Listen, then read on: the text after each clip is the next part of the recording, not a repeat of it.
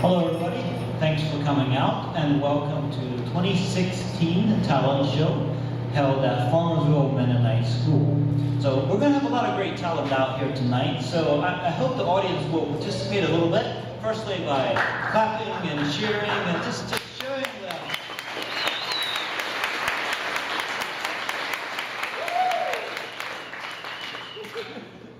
That's right, I like that. We're going to have a good time here tonight, I'm sure of that. So one thing to mention, we are going to have, after every act is done, if you want to raise your hand or just shout out some questions, that's fine. Go ahead and do that. We're going to give you the opportunity to do that after every act. So, all right, for our very first act, we are going to have the Pig Poem by Neil Weaver.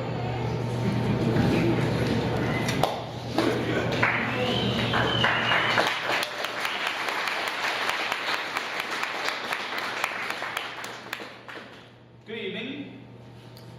The poem I have is written by Roald Dahl. I'm not quite sure how to pronounce the name, but the important part, the title is The Pig.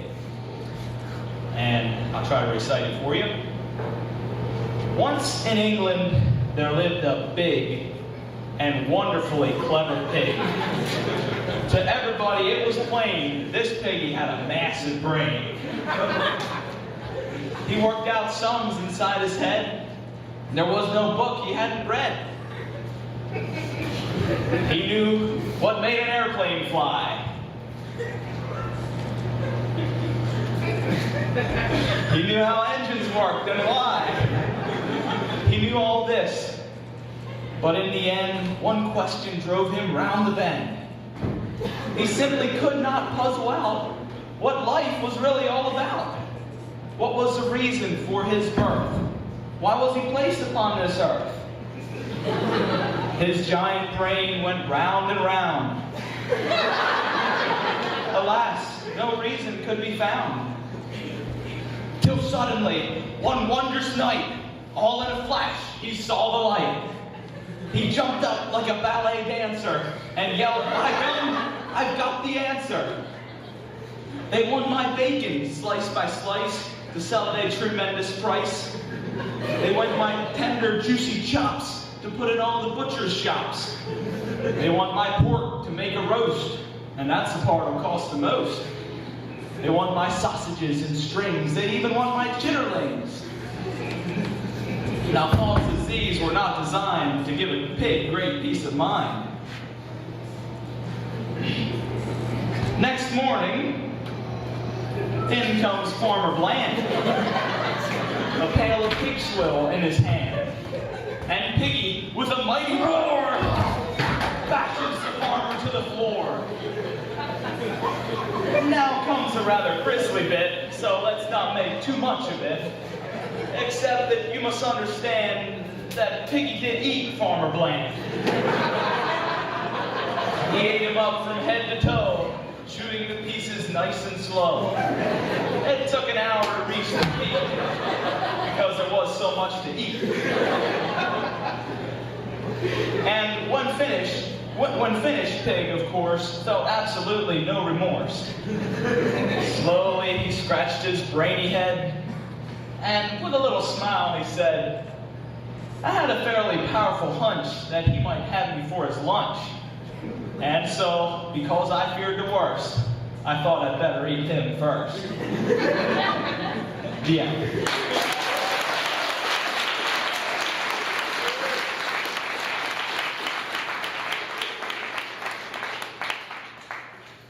You know, I love a good story like that. It's real classic. The underdog, you know, the little guy getting over the big guy. Hey, does anyone have any questions for this fine performer who read off this poem with such relish, such juiciness? Question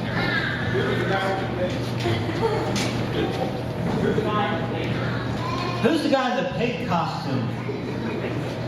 Well, it's kind of funny. I was talking with the pig a little earlier, and he he requested that his name not be disclosed. I don't know. Neil, I have a question for you. Certainly. What do you think was Arnold Dahl's muse? Like, where did this guy come up with such poetry? Well, as a person who's been around pigs a lot, you know, they can definitely inspire you to deep thought. So I picture him, you know, having a pig farm, and you know, his pigs are roaming around, and he's just out for a morning stroll, and he jots down this little poem.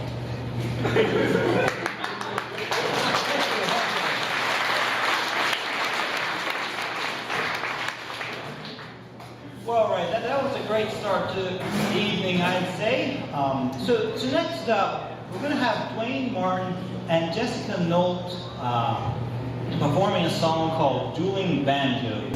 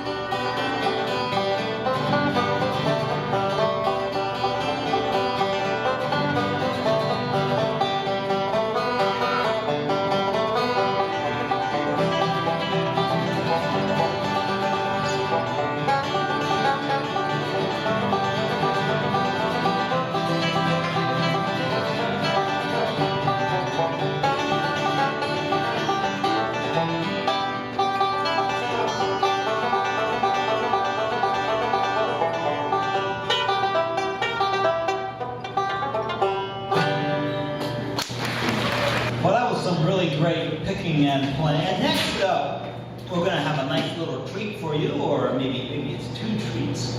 We're going to have Twins by Lorraine Weaver. Well, I don't have any talents. And since the boys came along, I don't really have time to develop any talents. But they're pretty talented, thanks to their dad. So I want to show you a few talents that they have. First one is their geography talent. So, right here beside me. Now, do you want to show people where Australia is? All right, good job.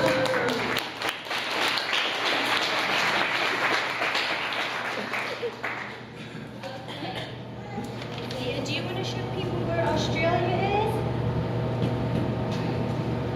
Okay.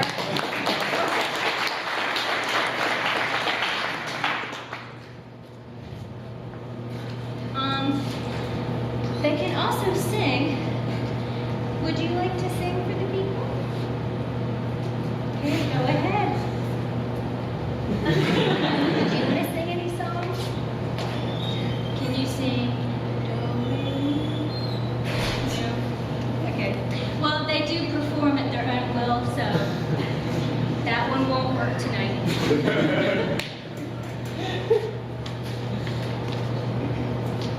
I don't know if you could call these talents, but I have developed a few abilities since the boys came along, and if you're thinking of getting married and having children, these would be good things to work on.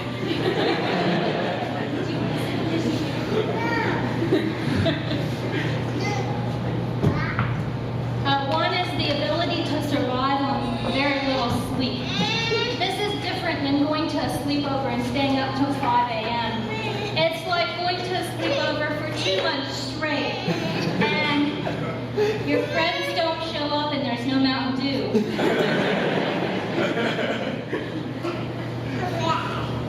Another one is the ability to walk up and down the stairs while carrying 2 boys and other paraphernalia. It's not recommended and it is kind of dangerous, but you can develop the ability. Oh yes, I have a paper for you. Sure. There you go. Do you want a paper too? Okay, that'll work. Another one is the ability to get 2 infants to sleep at the same time. This might include some crazy situations like holding one while pushing the other one around on the stroller, making trails on the carpet, so your shoulders and your arms ache and you hope you can get them both in their crib before they wake up. The other one is the ability to change diapers. At the hospital, I asked the nurse if I could watch her change a pamper because I wasn't quite sure which way to turn it and all that good stuff. Well, I've changed more than 5,475 pampers and I don't have any questions about it anymore. Another one is the ability to go grocery shopping with 2 one-year-olds. This might include holding a cart with groceries and pushing a cart with boys while trying not to knock the displays over. It might include picking up bottles, toys, and other objects off the floor. It might include handing out Cheerios between getting the peanut butter and the chocolate chips off the shelf. It might take a ton of mental energy and creativity. And that's just shopping. When you get home, you have to get the groceries out of the car and in the house and put away before the ice cream melts. So if you need any help in developing any of these abilities, come talk to me. I'll be happy to see what I can do for you. The classes are free, so just let me know. Well, that was double the fun, right? I do have some questions, and probably some people in the audience have the same questions. First of all, what are these delightful boys' names? Speak up loud and clear, because you don't have a mic on you. The one I have is Micaiah, and the other one is Hosea.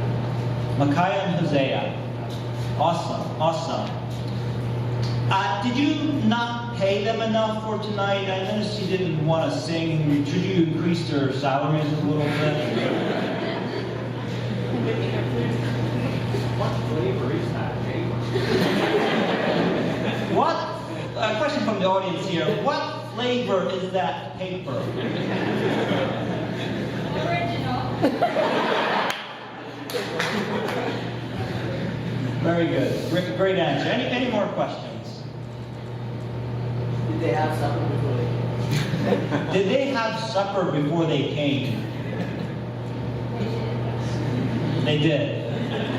They just wanted some original for dessert, right? So for our next performance, we're going to have something a little more on the geeky side of things. If, come on, at least some of you give me a hand. I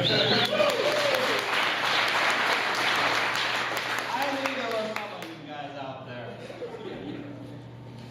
So this is going to be 3D printing by Ryan Weaver. So, I'm going to talk a little bit about 3D printing with our 3D printer.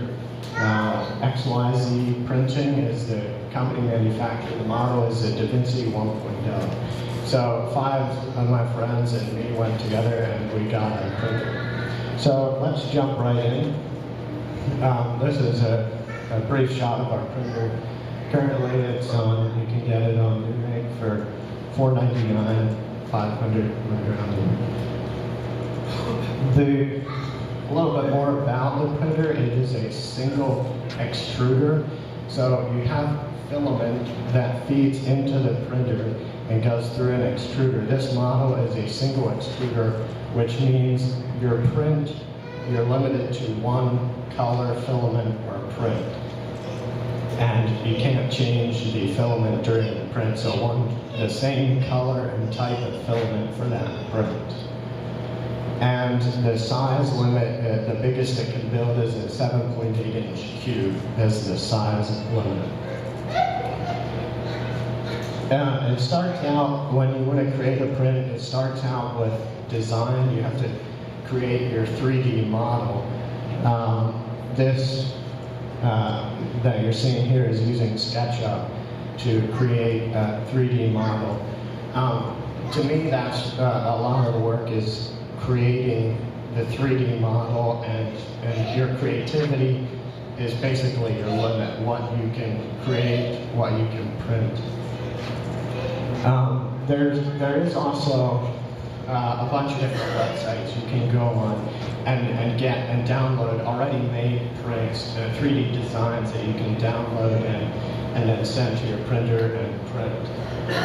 So as you see here, I'm just doing random different things in SketchUp, creating a design with no purpose. I was just doing that for demonstration. You can,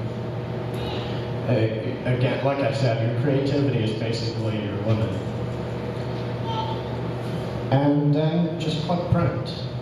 Well, there's a little bit more to it than that. This is the software for the printer where you can view an object that you're seeing there. I actually printed for my mom. It's a replacement knob for her crock pot, and I printed it and it works. I put it on and she's using it. So then you send it and it slices the object. So the way the printer works is by layers. So it starts at the base layer and then keeps adding layers on top. So it goes in and slices the object into a whole bunch of different layers. And then the printer interprets that code and goes along on each layer. And then when a layer is complete, the platter that it's printing on moves down a little bit, and then it starts the next layer. As far as things you can print, again, your creativity is basically the limit. Possibly a case for a phone, or if you want something a little bit more on the geekier side, how about printing a custom paint roller with font on it? And if you want to make an office, paint your office walls with that font. Or if you lost the I don't know what you call it on your Scotch tape holder, just print another one. Or if you want a guard for your sink, just print one. So that's all I have for the slideshow. We do have the 3D printer here back in Dwight's classroom, and we'll have it running later printing something. It takes a while for it to heat up and get going, so we couldn't really do that here on stage. So if you want to, stop by back there and check it out.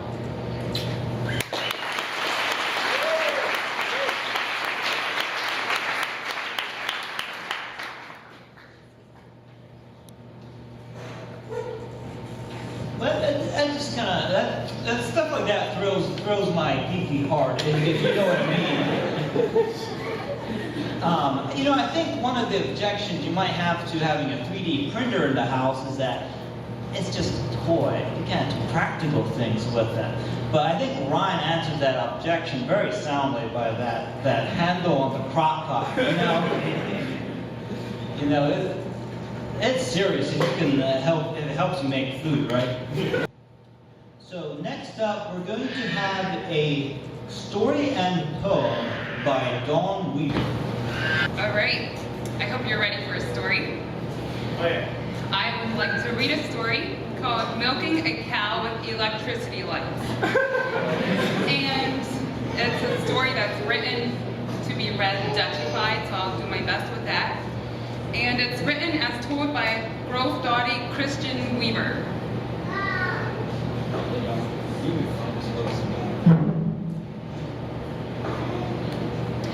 One day, a man from the city came to our house and he said, I am running right past your place an electric line.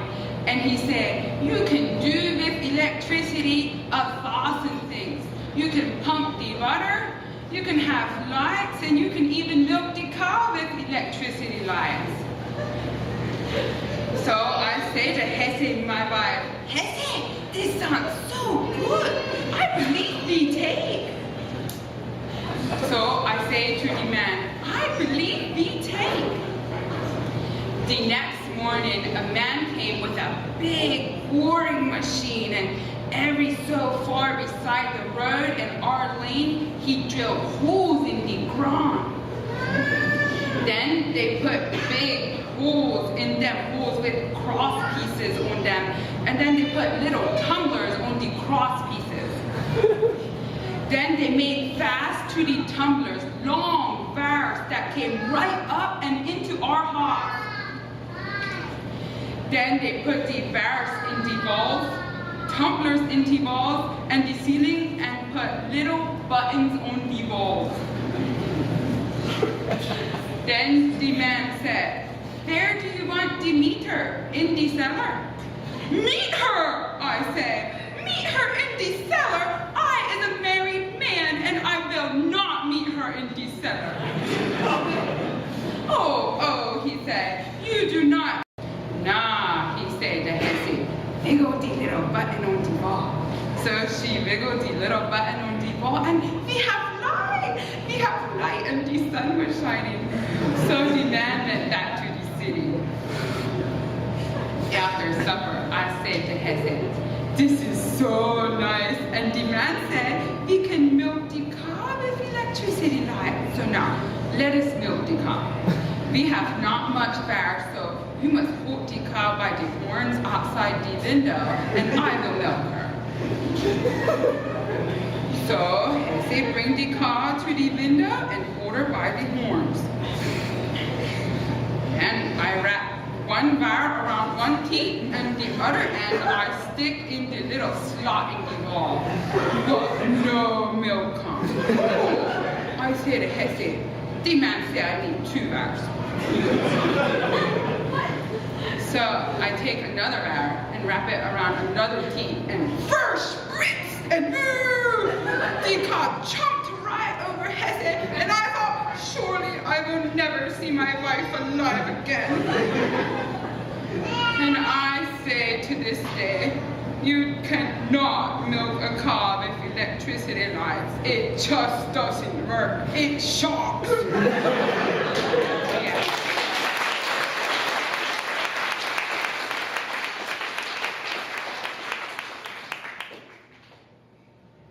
All right.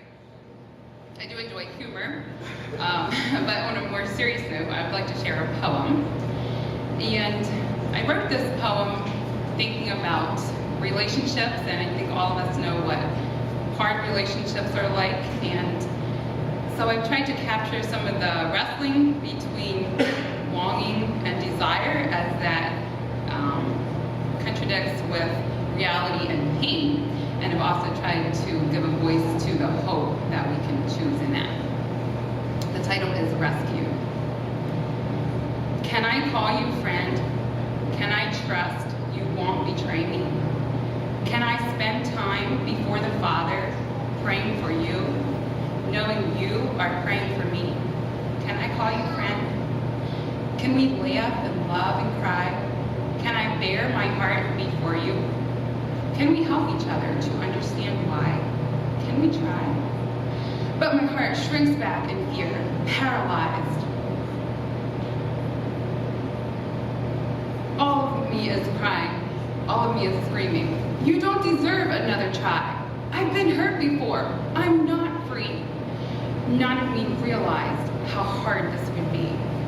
But I hang my head and sigh. I know it's a lie. I can tell you why. It's because of grace. It's because I have been forgiven.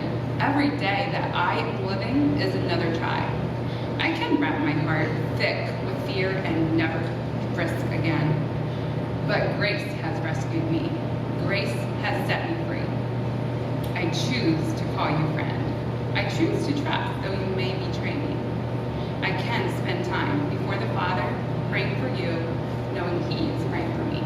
I choose to call you friend. Well, thank you, Dawn. Thank you for that funny story and the more serious but beautiful poem, really. So moving on, our next act is going to be Speed Teaching on the Ear by Rodney Snyder. I don't know, but I'm liking it already. If you like eating, raise your hand. Okay, obviously we don't want to do without the sense of taste. If you like listening to music, good music, or singing, raise your hand. Okay, good. If you like talent shows, stand. Yeah. You know, if it wasn't for your sense of hearing, all these things, we see them. All these things would be nearly impossible, except for people that perform in pig clothing. First of all, as I'm talking to you, the sound waves are traveling to your ears, and they're going into your ears. Now, what happens to the ears after they go inside? No, sorry, what happens to the sound waves after they go inside the ear? Does anyone know? Does it just go in one ear and out the other? Definitely not. Okay, what happens when the sound is in the ear is what we're going to be looking at. First, we're going to look at the parts of the ear, its different sections, and then we'll look at what each part does individually. All right, so first of all, we have the outer ear here. This is a piece of cardboard. Your outer ear, thankfully, is not. Did anyone ever have a broken ear before? No, because your ear is made of cartilage, okay? Not cardboard. And so I'm going to try to speed teach this to you, and you need to speed learn it. Okay, so you need to do hand motions and chant as we do this, that way you can get a hold of this stuff. All right, so first of all, the outer ear, we have the cartilage, the canal, and the eardrum. The eardrum is included in the outer ear. So outer ear, we go like this. The cartilage, we go like this. Canal, like this. And then the eardrum, temporarily we go like this. The drum, okay? So when we say it together, outer ear, cartilage, canal, eardrum. Again, all right? Outer ear, cartilage, canal, eardrum. Very good. Next we have the middle ear right here. And this middle ear has 3 bones. Middle ear, 3 bones. So I hold my hand out, I mean for you to say it together. Middle ear, 3 bones. Again, middle ear, 3 bones. Next, we have the inner ear, and the inner ear includes the coil-like cochlea, okay? See this hand motion here? Inner ear includes coil-like cochlea, together. Inner ear includes coil-like cochlea. And also we have the auditory nerve that is connected, and that goes to the brain. So we'll say inner ear, coil-like cochlea, and also auditory nerve, because the auditory nerve goes to the brain, okay? At least it's supposed to go there. So, ready and go. Inner ear, coil-like cochlea, auditory nerve. All right, that's enough for the section. All right, back out here to the outer ear. We said this is cartilage. The technical term for this cartilage is the auricle. And what the auricle does, it collects the sound. Say it with me. Auricle collects the sound. Hand motion, let's go. Auricle collects the sound. Next of all, if you look inside this ear canal, it's full of earwax. It's brown, seriously. And that earwax protects the tube, the ear canal. It also protects the eardrum from getting punctured and so forth. So here we have the inner canal, the ear canal, and it follows the sound. I'm going to go like this. Ear canal focuses sound. Together, ear canal focuses sound. Back out here, auricle collects the sound. Again, auricle collects the sound. Ear canal funnels the sound. Together, ear canal funnels the sound. I'm still thankful for mics. All right, then we have a little thing right here. It looks like a diamond, about a ½ inch in diameter. In fact, if you look at it with a doctor's appliance, it looks like a diamond, okay? And it's good people don't know that, or else they'll probably take them out and sell it. But the eardrum is a vibrating membrane, okay? See what I'm doing here? Eardrum vibrating membrane. Again, eardrum vibrating membrane. Back here, auricle collects the sound. Ear canal funnels the sound. Eardrum vibrating membrane. Okay, this is getting kind of hard, all this information. Let's do it one more time. Not the auricle, this thing. Eardrum. Eardrum vibrating membrane. Now we're done with the outer ear. Next of all, the middle ear has the 3 bones. Here it's going through, the sound is traveling through air. Once it comes to the middle ear, it's going through the bones. First of all, we have the hammer. The technical term for the hammer is the malleus. Do with me. Hammer, malleus. Again, hammer, malleus. Next up, we have a anvil, and we call that the incus. Anvil, incus. Again, anvil, incus. We have a stirrup, and that thing is just a stirrup. Look at the stirrup. It's the smallest bone in the body. Stirrup stapes. With me? Stirrup stapes. Again, stirrup stapes. Back here to hammer. Hammer, malleus. Again, hammer, malleus. Next, anvil, incus. Again, anvil, incus. Then we have the stirrup stapes. Again, stirrup stapes. All these 3 bones, the hammer, anvil, and stirrup, amplify the sound. I want you to say it with me as loud as you can, okay? All right, so hammer, anvil, stirrup, amplify the sound. There we go. All right. The sound is amplified about 90 times. So it goes in here at 30 decibels. It's going to amplify to about 50 decibels. Okay? That's 90, that'll be 100 times. All right. This is hard work. Next of all, we come to the inner ear, and we know this is a coil-like cochlea, but inside here we have something very interesting. The cochlea contains some little hairs in there, and fluid, and the sound is in there. Different frequencies and volumes make these hairs bend in different ways, and then somehow translate that into a nerve impulse. So what the cochlea does is changes the vibrations into nerve impulses. With me?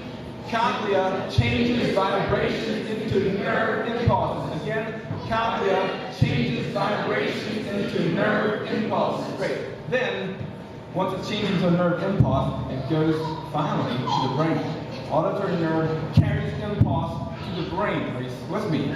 Auditory nerve carries impulse to the brain. Brain hand motions. Auditory nerve carries impulse to the brain. Very good.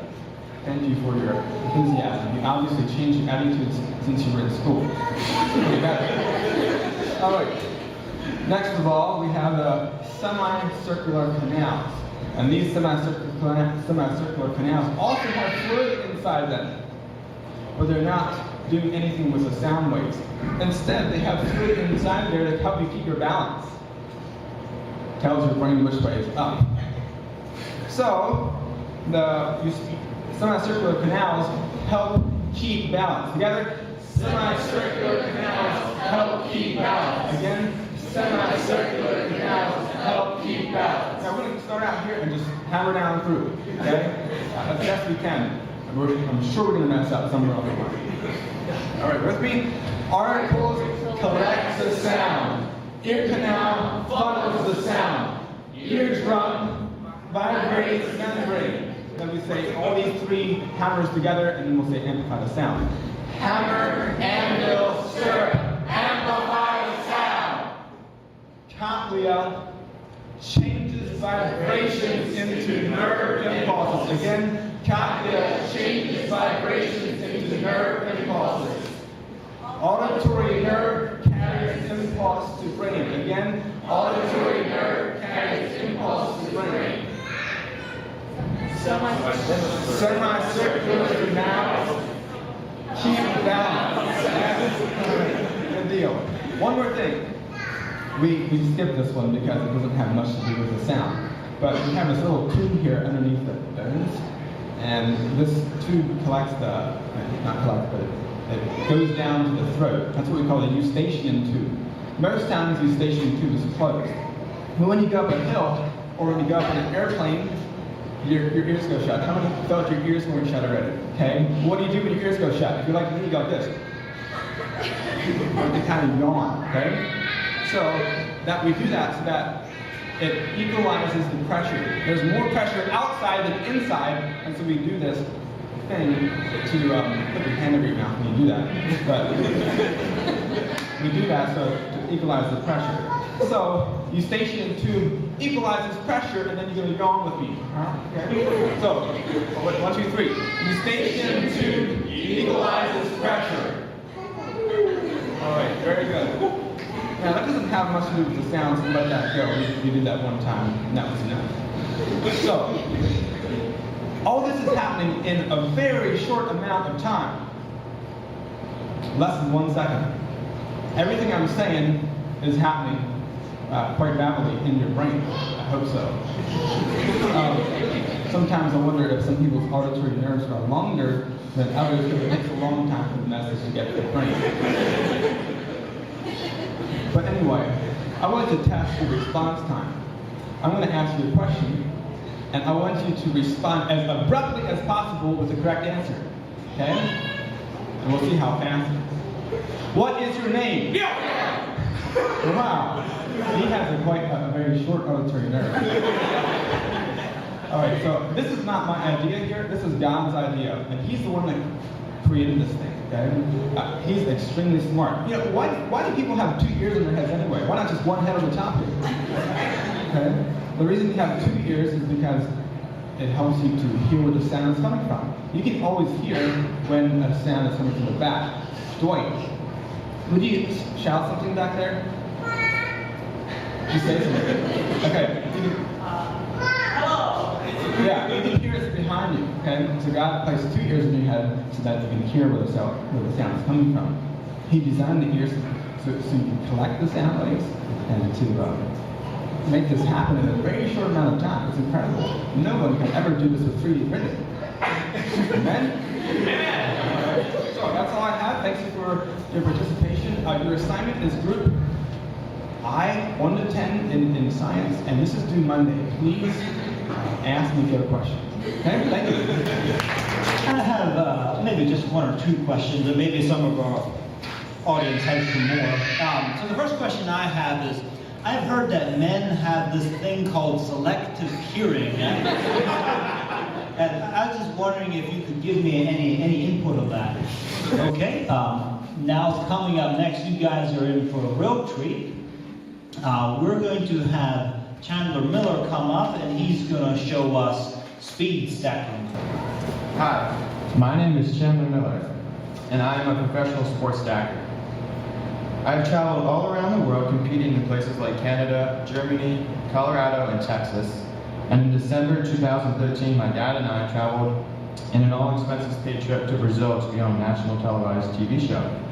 When I was 8, my parents bought me my first set of cups, and in April 2008, I competed in my first competition. I continued to get faster, and then in March 2011, I got my first world record. That same year in April, I got invited to be on Team USA and competed in the World Championships in Dallas, Texas. I continued to compete and break more world records. Moving forward to July 2013 at the AAU Junior Olympics, I was crowned overall grand champion, the highest award given in sports stacking. From March 2011 to April 2015, I held a total of 17 world records.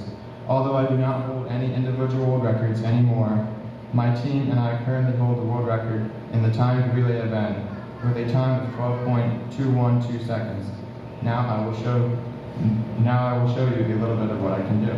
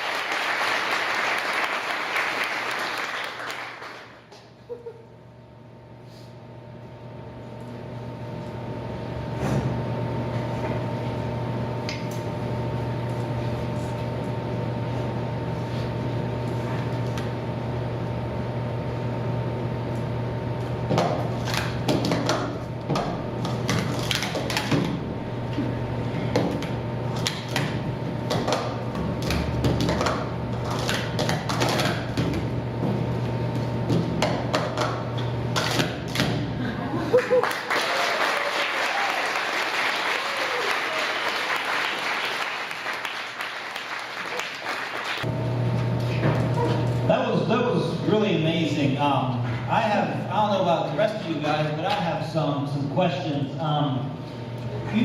You told me that you were holding, did I hear that right, 17 world records? Yes, that's correct. I have held in the past 17 world records. Wow. So, what are some of these records? Can you name one or two of them? Well, in sports stacking, there's 3 different sequences that you do. There's a 3-3-3, 3-6-3, and then the cycle. I've held several in the 3-3-3. I've held one in the cycle, and then I, as I mentioned, held them with my team in the time relay event too as well.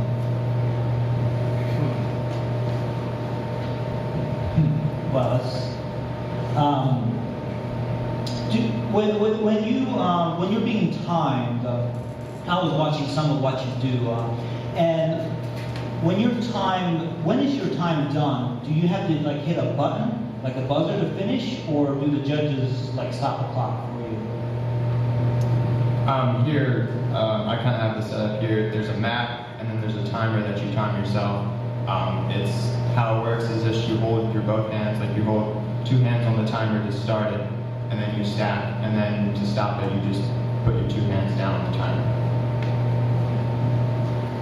Huh. That's really Does anybody have any questions? Can you pull the timer out and show them how the timer looks?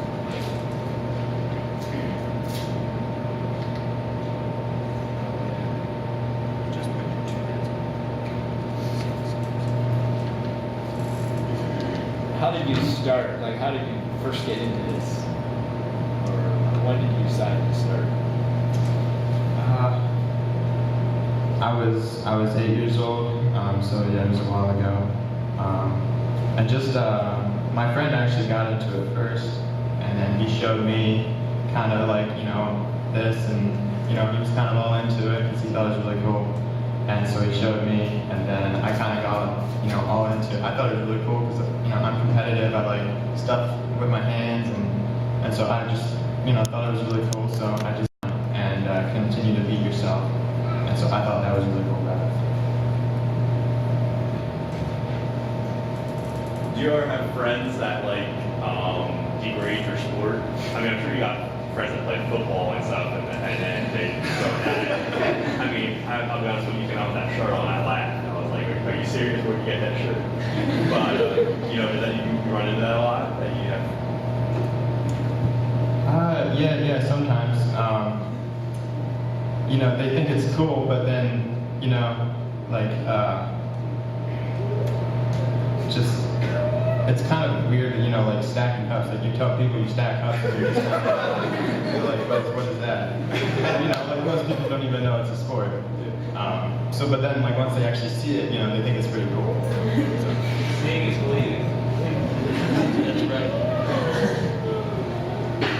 Is this something you have to continue, like, say, practice every day to keep up your speed, or once you have kind of mastered it, now you're pretty much one of the best? Is that something that kind of sticks with you? You practice every day at this? Or? When I first started, yeah, I definitely practice every day. Practicing does help. Right now, I do not practice every day, so I kind of have lost my speed a little bit, but. Like I said, I started when I was 8, so it's all those years. I'm 17 now, so yeah, over the years, I mean, practicing that much, it just kind of sticks with you,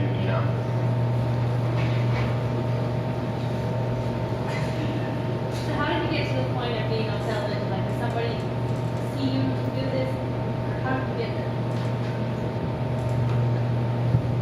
I guess I was on TV a few times, but the one time I actually emailed just like a local news channel and just showed them what I could do, and then they invited me to come in and be on TV. And then the one time that I mentioned that me and my dad went to Brazil, it was actually something that they invited me to do because at the time I was the fastest stacker in the U.S. And it was just something that they invited us to do. And come down there for a few days.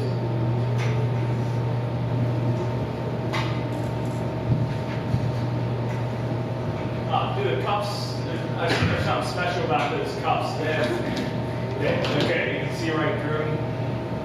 And where would you get one if someone was said someone wanted to? Okay, so they're actually called speed stacks. And you can go on a website, it's called speedstacks.com. And you can get a set for maybe $20. And it's 12 cups, it's a set of 12 cups, that's the most you use. When you say sports stacking or cup stacking or whatever, a lot of people think like how tall can you make a set of cups or something like that. But really it's about speed, and there's there's different formations that you do with 12 cups. So 12 cups is the primary you use. What was your time record again? Was it 12 seconds? Yes, that was for the time relay. That's stacking up. Yes, the time relay is 4 people. It consists of 4 people, and the first person starts, does a sequence, has to run back to a line that's 7 foot back from the table, and then the next person comes up, and so on until the last person comes up, and then stops the timer.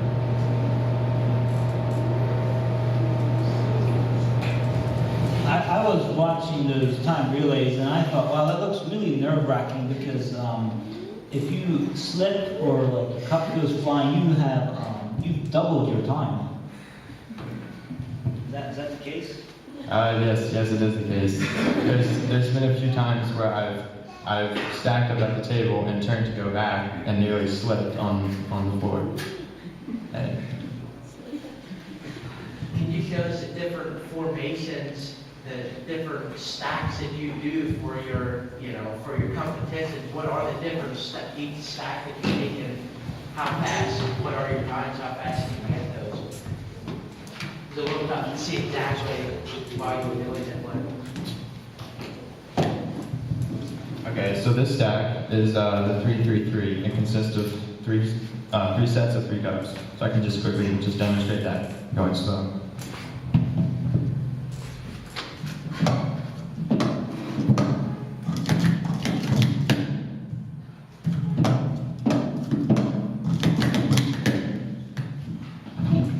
So I have held a total, I think, about 5 world records in the 3-3-3.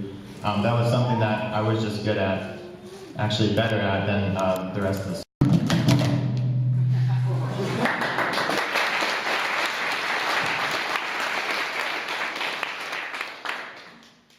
And what's your record in the 3-3-3? I guess one of the world records, the fastest time that I got in the 3-3-3, which isn't a world record anymore, it used to be, was 1.482 seconds. Okay, so we're going to start off the second half with a bang here. We've got a skit called "Got It in the War" by Denise Weaver and Company.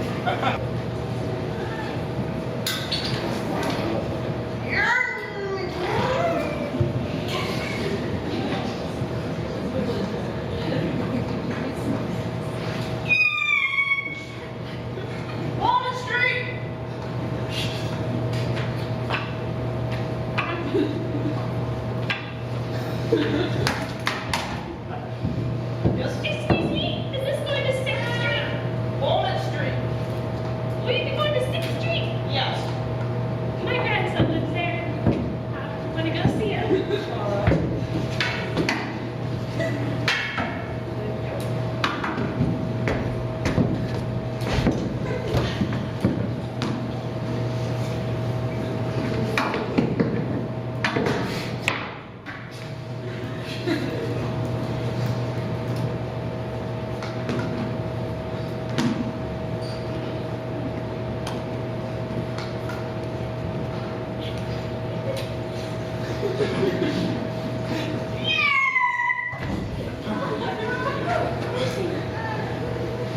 Downtown Harrisburg.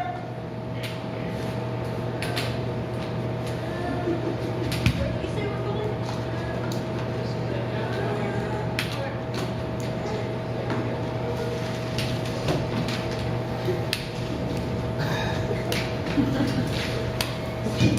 Yes, where are we going? Our next stop will be at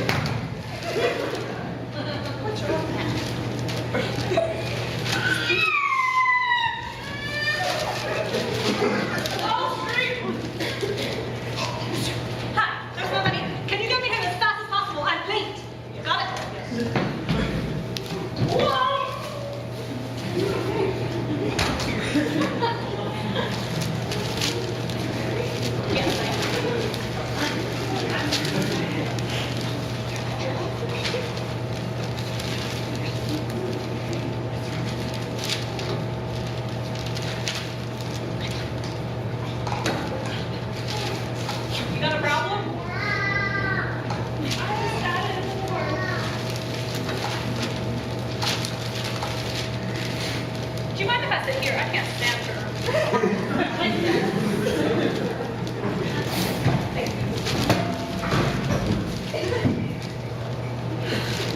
Can you go a little faster, please?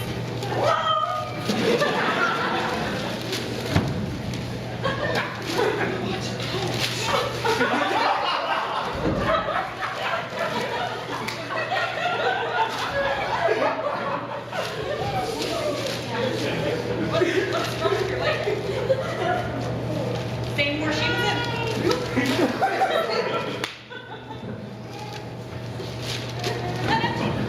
Not leaving anyone? Okay. Can't stand that. Some people these days are so strange. It takes everyone to make it over there.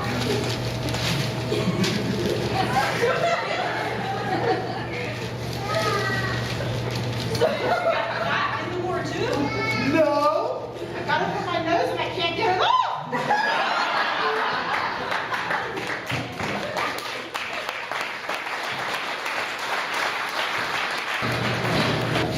Now you see, this is why I don't ride the bus.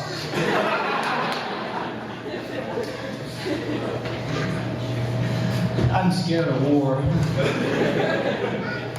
Afraid I might get something. So the next thing that's going to be coming up is Anthony Zimmerman is going to be showing us John Deere tow truck adventure. Just quick stuck together thing here, so I threw some pictures together. This is some of where I work and some of my hobbies. So I have these pictures mixed in stuff, so I'll try to be jumping back and forth here. Yeah, as you can see here, some animals have bad days other than everything goes over too. So yeah, all right. After one day, they blew out a serpentine belt on that and such like. All right, that was one of for Lester Boring up there in Shavertown. They bought a truck out of Michigan, had to find the route on the way home. That there was a story in its half. Not the normal trips, we bought a lot of stuff out of there, but yeah, don't go on the high turnpike overloaded, not a good idea.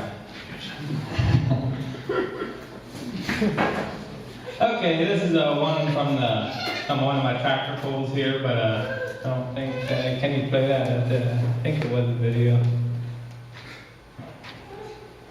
No, okay.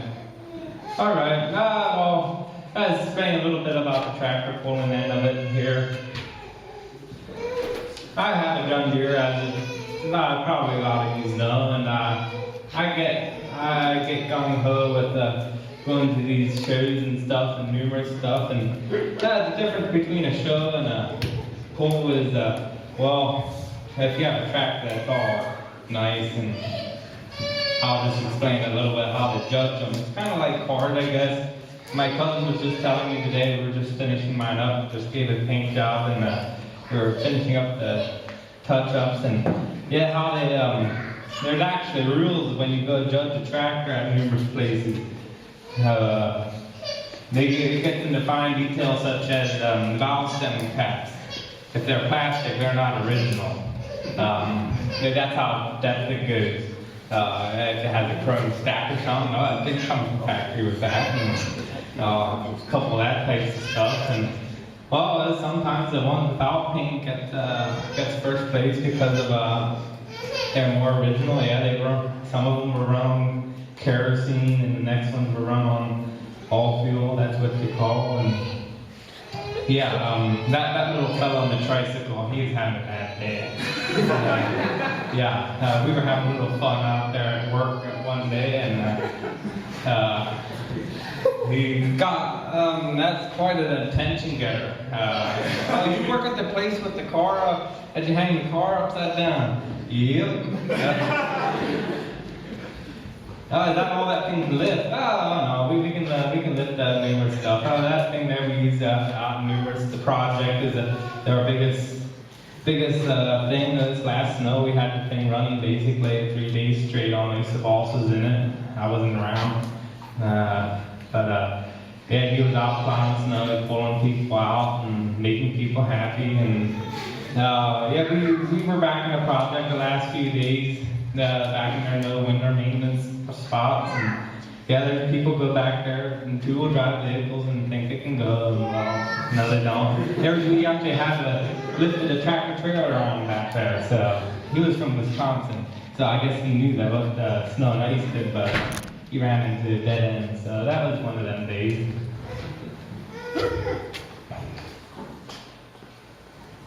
All right, getting back to the tractor pulling in here, and yeah, such as the tractor show things, and that's just some of the stuff. And I don't tend to go around polishing stuff out. That's not my kind of category, but I like playing around and throwing weights around. There's different weight classes that you can go in at 1,000-pound increments, and that depends where you go. If you go like the local one down here, Blue Ball, they have a classic and they have antique, and well, and they have fast. Well, fast explains that the people that like to go in high gear.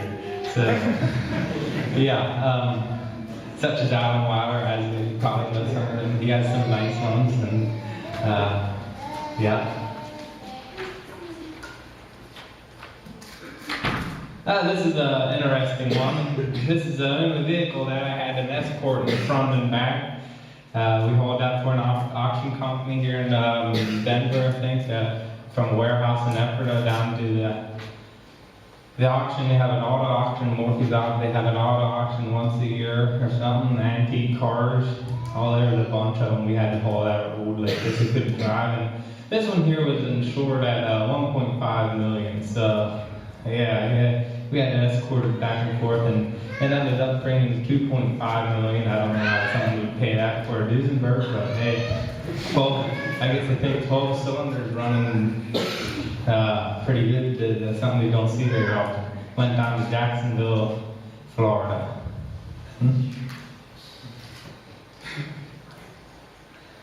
Horseless carriage, we call that. So that's basically what it was. A modified carriage without the horses. It's something underneath the hood, but yeah. Alright, that's how we hook up to a lot of the trucks here with our big wrecker, as I call it. My brothers just say you should just call it a tow truck. That explains it more often.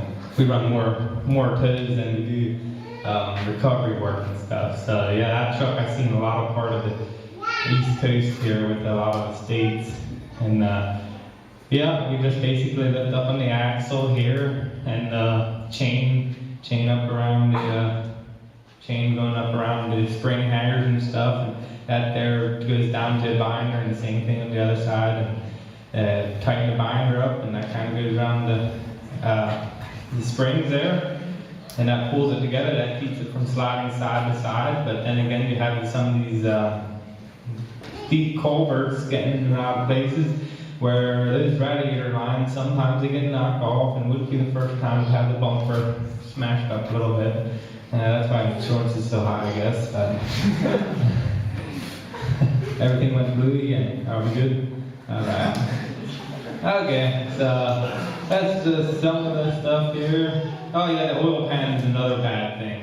It wouldn't be the first time we have that oil dripping down, and the fiberglass oil pan didn't fare so well on those ball hoses mainly. You see them on? No offense, Neil.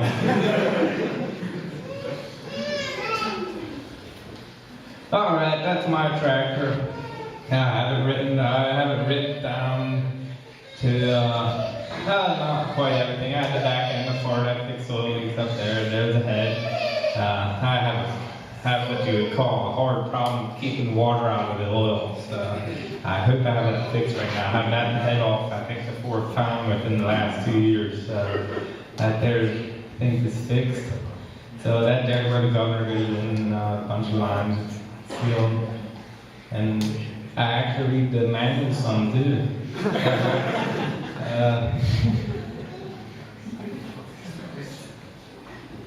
Oh yeah, that's our new truck with our makeshift unit on the back that we just hook up to the trucks backwards. If we would be hooking up to this one here, we'd be just bump that there would be going against the bumper, and then these chains would be going down around the axles and hold the axles up so it don't tear the airbags out and stuff. Goes down underneath the axles and goes up and hooks onto the frame, and that works out pretty good.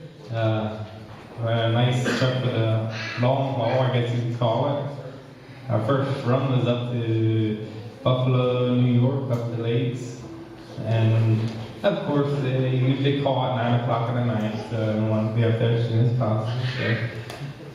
And then when we tow it backwards, some people just say, how do you keep the wheels from turning? Because we're towing a truck. They don't want the truck's broke, but they don't want it broken more. So, well, we go. I don't have any pictures of it here. I guess you take pictures, but we go from the wrapper steering around, rat strap up around the steering wheel, and go down to the seat and strap that down, and that usually keeps it from turning. Although we did have one of EK Martin's trucks down in 100 feet ago, my boss must have had it tied right and caught the curb and loosened the strap up, but he caught it quick enough, so.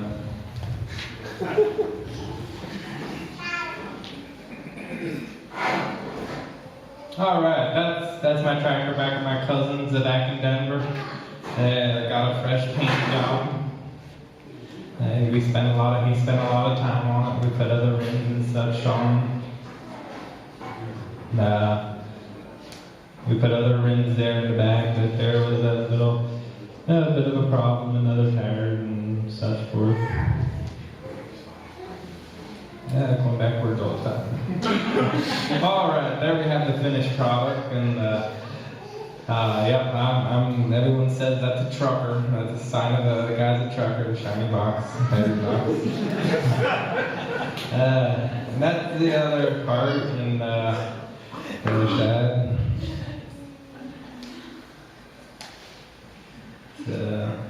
All right, just saying a little bit more about one end of it, and I have a 1946 G. It's a little bit older than I am. Gets back in my day, grandpa's age, I guess you could call it. And my grandpa has one of these, and boy, I just had a passion for some G's, just the way they sounded and stuff. So when it was, I think it was 19, there was a local guy over in New Holland here, which actually is too far from here, over Martin, and he had one sitting out there. Came out of Connecticut and got it all he was on the computer there looking for vehicles, and he picked it up, so, and it started from there. All my practical experiences and stuff, so, yeah, that's all I have. Okay, so next up, we're going to have a song by Jared Martin. All right. I'm going to do a song that is, it kind of talks about Peter when after he denied Jesus 3 times, and then Jesus was crucified. And the song just kind of, I guess, goes through what he's thinking right after Jesus is crucified and what's all happening. So listen closely to the words. I tried to pronounce them clearly here.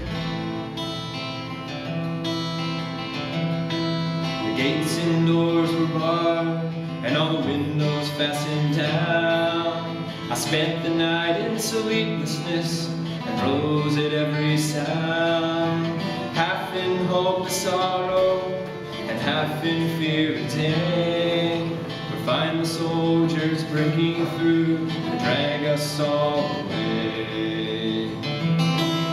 Just before the sunrise, I heard something at the wall. The gate began to rattle, and then a voice began to call. I hurried to the window and looked down into the streets, expecting swords and torches and the sound of soldiers' feet. There was no one there but Mary, so I went down to let her in. John stood there beside me as she told us where she'd been. They said she moved him in the night, and none of us knows where. The stone's been rolled away.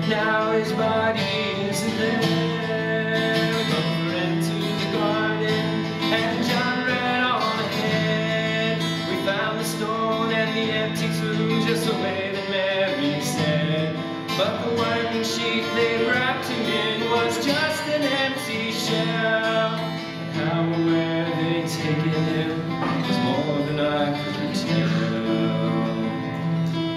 Well, something strange had happened there, just what I didn't know. John believed a miracle, and I just turned to go. Circumstance and speculation could lift me very high, 'cause I'd seen him crucified, and then I'd seen him die. Back inside the house again, the guilt and anguish came. Everything I'd promised him just added to my shame. When at last it came to choices I denied, I knew his name. But even if he was alive, wouldn't be the same. But suddenly the air was filled with strange and sweet perfume.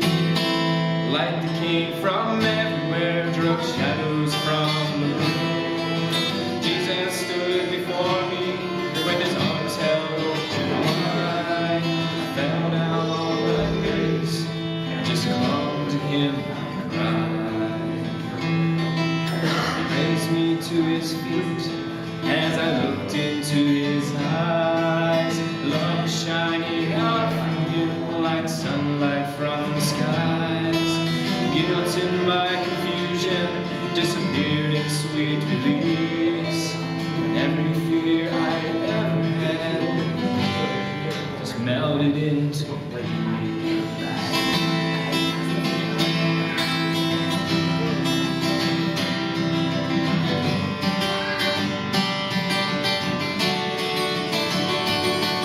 He's alive, he's alive, he's alive, and I'm forgiven. Heaven's gates to open wide. He's alive, he's alive, he's alive, and I'm forgiven. Heaven's gates to open wide. He's alive, he's alive, he's alive.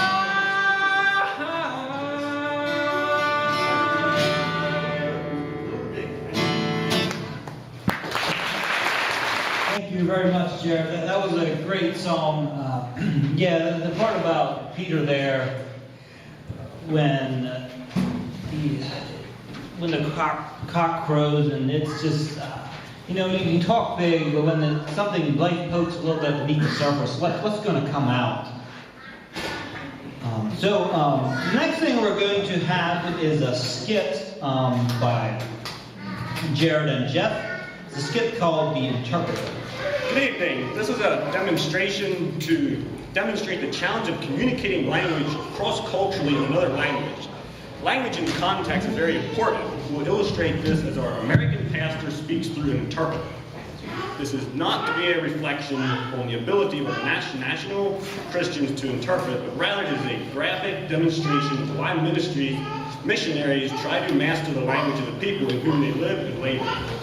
Today, we have a great pastor from America come to speak to us. His name is Pastor Jeffrey. I'm very pleased for the opportunity to interpret for our brother, since he does not speak our language. Thank you, brother. I'm very happy to be here with you tonight. I'd like to say thank you for the dinner. He says thank you for the dinner. I must admit, though, I have some butterflies in my stomach. What did you say? I said I have some butterflies in my stomach. Ah, it seems our friend has taken some fries into his stomach. I really liked the food, though. It was very good. Thank you. You like the fries? Yes, I liked them. It was very good. Wawa, you like the fries? And I want you to know that I'm tickled pink tonight because you invited me here to share with you. It seems that our friend have developed a rash, scratching himself so much that he has turned pink in places. I'm especially ecstatic about the topic that you asked me to address. Our guest has a great deal of elastic in his dress. The topic, my friend, is how to get our people involved in spiritual ministries. He is going to tell us how to get involved in ministering to the spirits. You see, there are many people running around here like chickens with their heads cut off. What? What are they doing? They're running around like chickens with their heads cut off. In this man's country, there must be terrible persecution. They're just killing people by chopping their heads off. And then they run around for a while. I don't know why. Their testimony is not worth a hill of beans. Their testimony is not worth a mountain of vegetables. I tell you, my friends, it's time to get on the ball for Jesus. It's time to play sports for Jesus.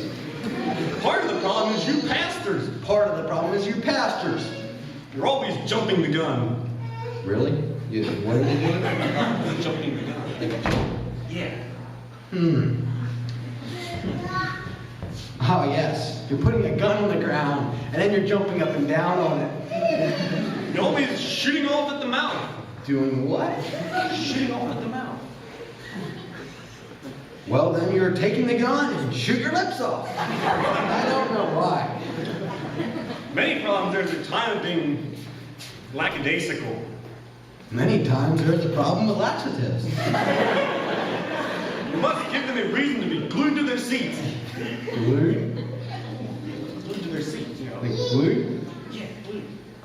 Okay, friends, listen very carefully. When people come to your church, you just put something sticky on their seats. That way, when they sit down, they can't get back up again.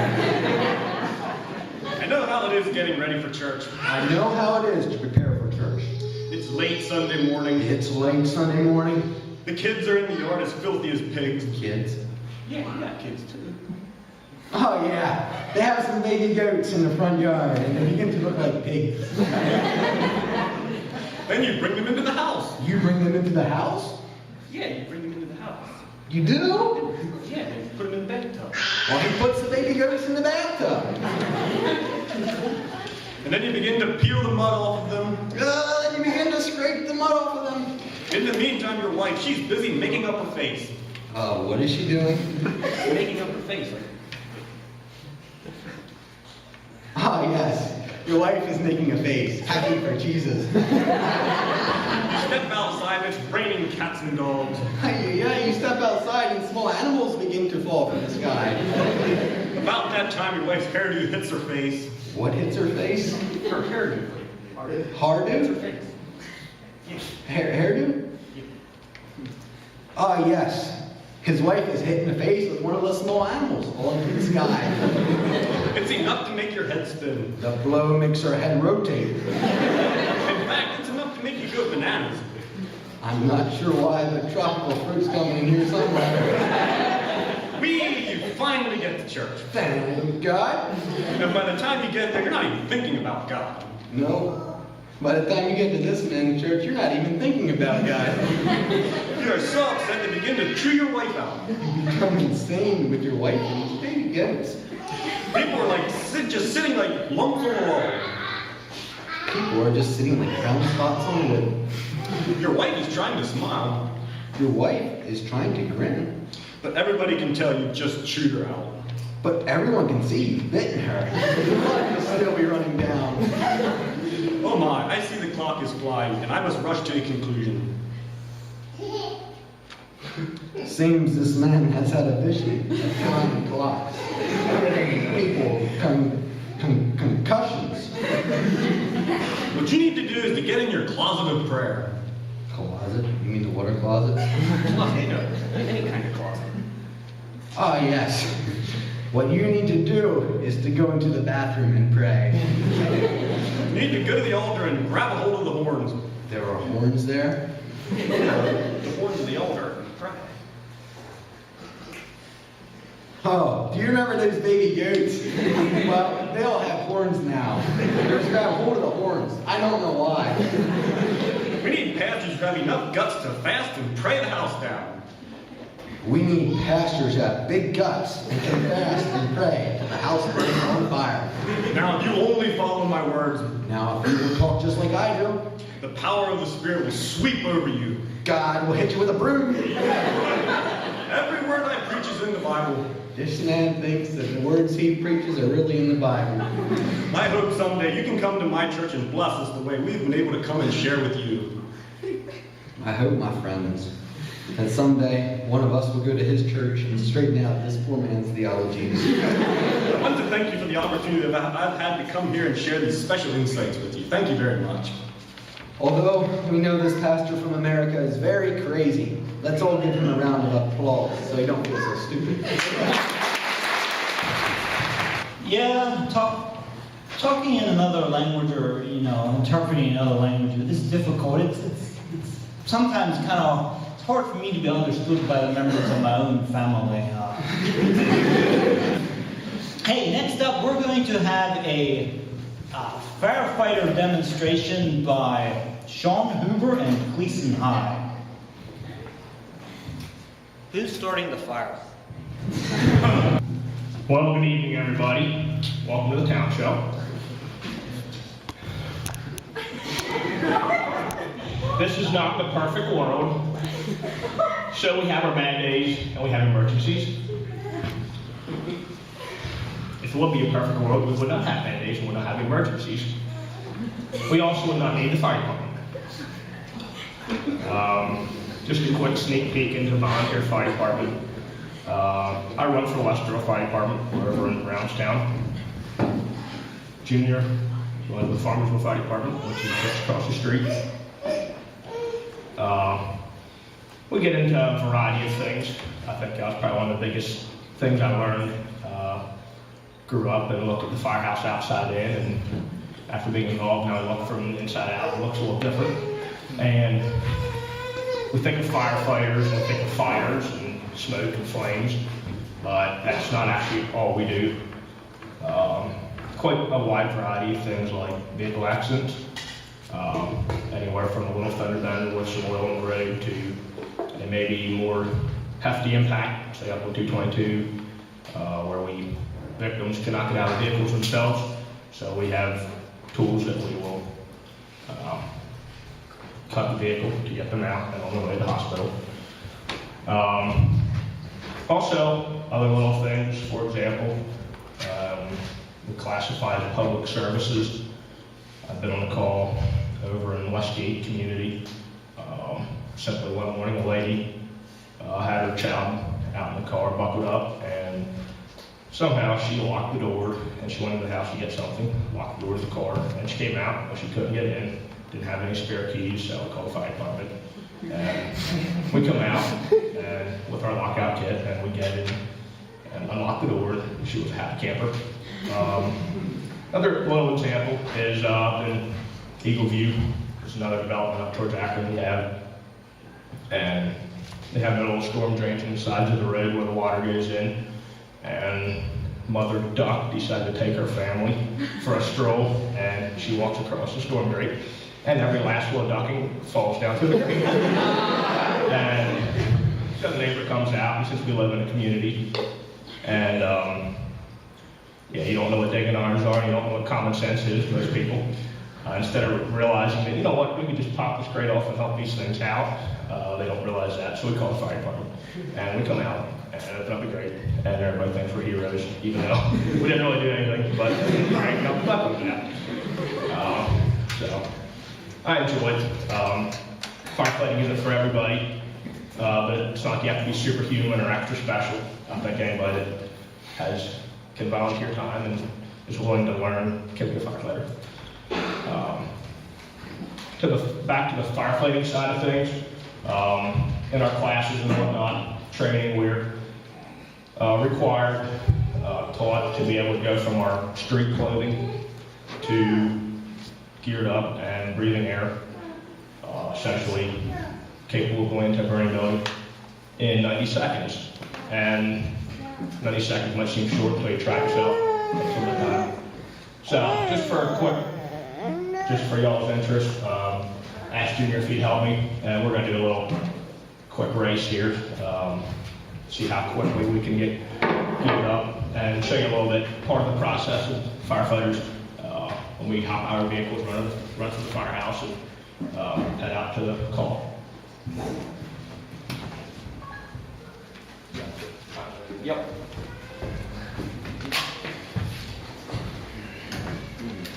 Oh, yeah. Didn't want to know, we kind of have slightly limited space. When we do it in the firehouse, we have a big engine bay, and I like to spread my stuff all over the place.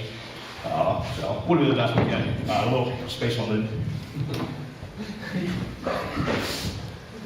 Most people set everything up the same way every time. Here, you don't have the benefit of the gear rack, so you have to take it for what it's worth.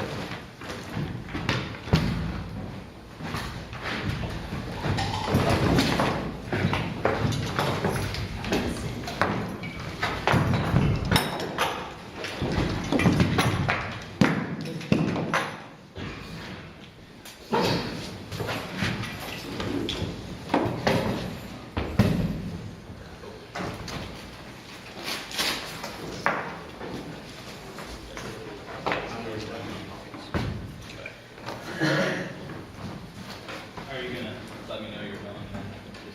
When we clap our hands. Okay. Are you ready?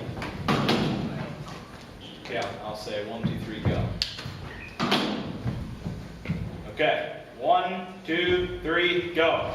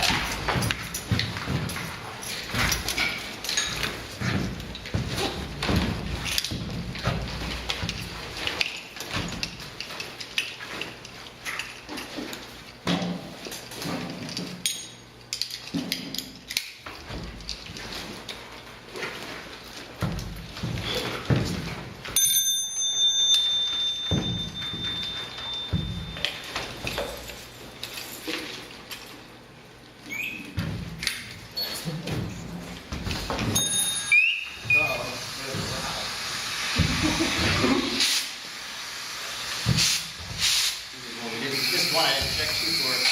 I grabbed it out of the face. Hang on. And that's what's known as a malfunction. That's why it's out. Go for it, John. You got it now.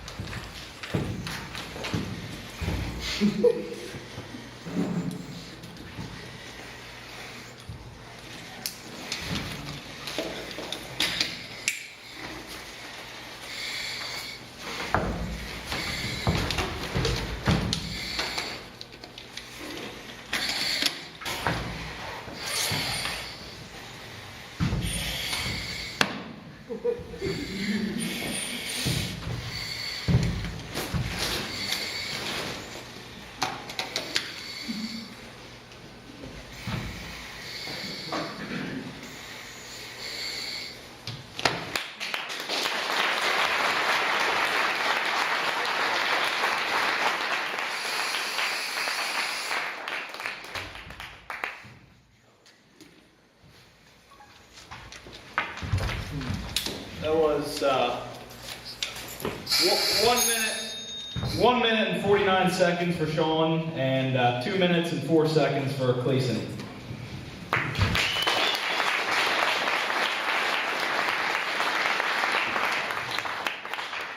So we had a little complications there, but you got the drift. We won't do it again. Thanks for helping, Junior. We'll have our stuff out behind here, so if anybody has interest in taking a closer look at it or any questions, feel free to ask. Other than that, in conclusion, if you ever find yourself in a pickle, call 911, and I promise we'll be there to help you. I feel really safe knowing that I can call 911 and have guys like these guys come to rescue me. I just had a quick question. You were talking about the 90-second thing, or do you get tested on that? Is that part of your training or not? Yes, it is. Part of our Firefighter 1 test. You're required to do that in 90 seconds. So, Actually, oh, it is 2 minutes? One for gearing up and one for putting your air on. Okay, I apologize. You have 1 minute to gear up and 1 minute to get all your air stuff when breathing air, so you would have 2 minutes. So I guess yeah, I would have passed Junior here. We'll give him the benefit of the doubt. He would have a little Well, Cleason, I really did like the over the head move you did when you were putting on your hair. I thought that was pretty cool. We have a question here in the back, or a couple questions. How long does it take to go through training? Do you actually sign up? Like, you're not going to college? Different fire departments operate differently. You'd have to check with your local volunteer fire department. At West Earl, we're a little more less stringent on laws. You go through like a 90-day probation period, and then you have a junior helmet or probationary helmet that you wear, and you're allowed to take run calls. I personally like that because you get that first-hand experience. Obviously, you cannot go inside burning buildings. But you can go along, kind of see what things are like. As far as firefighter training, it's endless. You'll never have all the classes. Yeah, it's firefighter 1 hours. Firefighter 1 hours worth. The one we took was 120. We had almost 200 in. It was like, no, 180. We had almost 200 in until we were done. And I wasn't able to complete it because you're supposed to be 18. But, yeah. So yes, it is a very time-consuming hobby, but I did enjoy it. No two calls are alike, so there's always you get into some pretty strange stuff out there. I think we have one more question. How much does the equipment weigh, everything together? How much does your equipment weigh? Oh, like the tanker that we have, which What do you have on right now? 60-some pounds or more. Yeah, it was more than that. It's over 60 pounds. So you start walking around with it on a warm summer day, you begin to feel it after a while. Yeah, you have a new definition when you read about 9/11 and the firefighters and what they did, climbing many flights of stairs. They were fit guys. Yep, one more question. For your suiting up for every call, is it always the same suit up with tank, with air, full suit, everything? Only when we are going, we kind of, whatever the call is, you suit up accordingly. Generally, we suit up this way for everything except for the air. The packs are in the seats of the trucks. So once you're sitting there, we don't put them on this way at all. It's just simply putting it on. If it's a water rescue water rescue call, we don't wear any of this, we just take it along. We have special dry suits for that. You're not supposed to get anywhere near water with suits like this because they weigh way too much. But yeah, it just kind of goes by whatever comes. We have a lot more vehicle accidents and stuff that I talked about earlier. One time, I was in for, back when Skyline homes burned down there on Horseshoe Road. We weren't in after anything, we were just in to cut the doors down, or cut one of the, we're supposed to open it, and we couldn't get it open, so we just cut it apart and it dropped down. But never did we go in after somebody or something, right after. And the next thing up is a transcontinental bike trip by somebody. Forget who though. Who was that guy? Who was that guy I knew? It was Andrew Burkwater, you know that? Andrew. Oh, yeah, right. Okay, it's yours truly. So basically, I put together a slideshow. We'll just be kind of running through it here. I tried to make it as short as it was kind of heart-rending to cut out some of these pictures, but I didn't want to start boring you guys. Yeah, so basically we're going through, I'll be making a few comments as we go along. If you have any questions, feel free to ask. So anyway, in the summer of 2009, my brother Ken and I went on a cross-country bike trip. We started in San Francisco, California, and ended up in Yorktown, Virginia.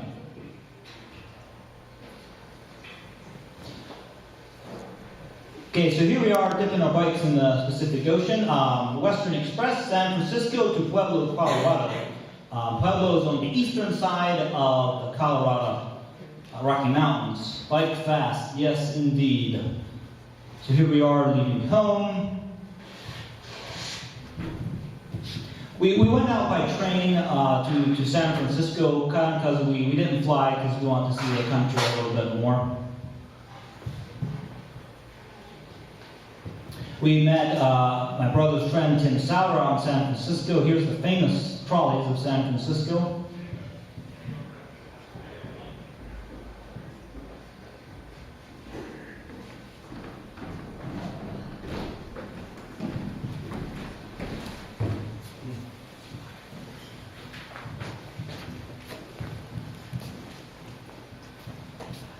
There's also specific. Here we are leaving San Francisco. We're finally starting off a bike trip. We're going through California here. I was glad to leave big cities like San Francisco, California behind and see some small town America.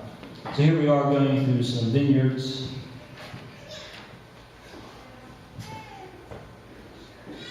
Interesting graffiti on the bridge here. There's my bike. These are the Sierra Nevada mountains.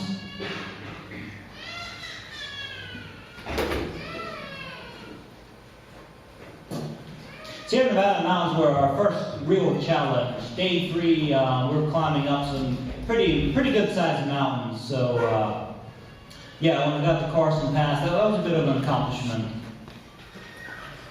Here's my bike. I have a pretty low level, low end road bike. I got the red one there. The bike tire, you missed it. My front tire lasted the entire trip.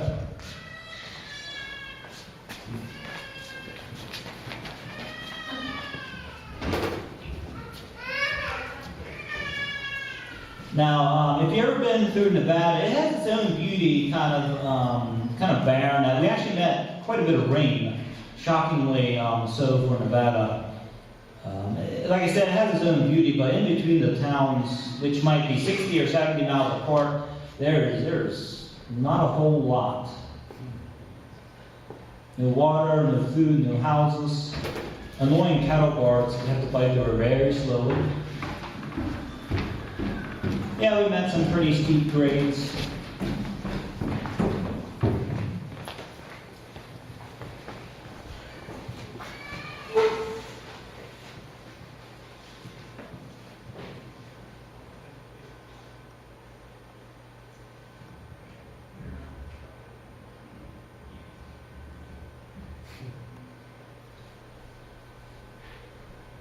You don't think of Utah and Nevada as being mountainous states, but they really are. Now, I don't bike that fast. That's sped up. I wish I could have. That would be great. And this is Utah, and you can see it's kind of, well, it looks amazingly green compared to Nevada. But this time I was getting a little desert weary, and man, this is nice and green, even though we're still more or less in a desert. That's my brother Ken. And if anyone tells you there's nothing to see in Utah and Nevada, don't believe them.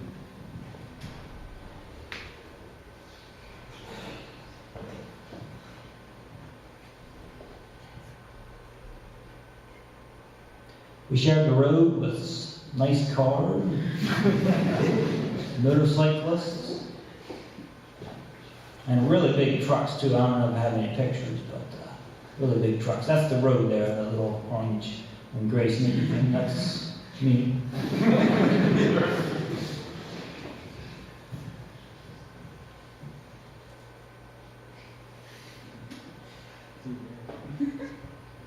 You can judge pretty much how far along we are by the state of our beards and our tanness of our skin. This was a cabin that this guy and his family lived this hermitage life almost, way far away from anybody else.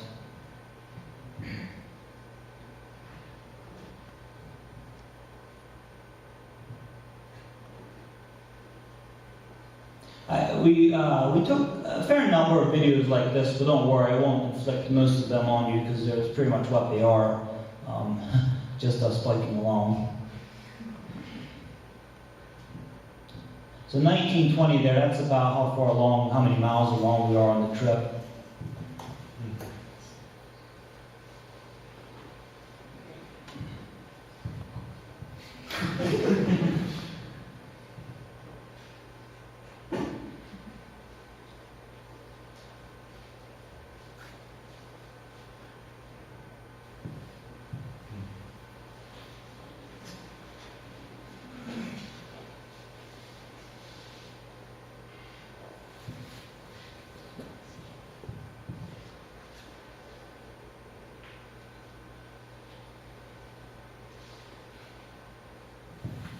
Most nights we camped.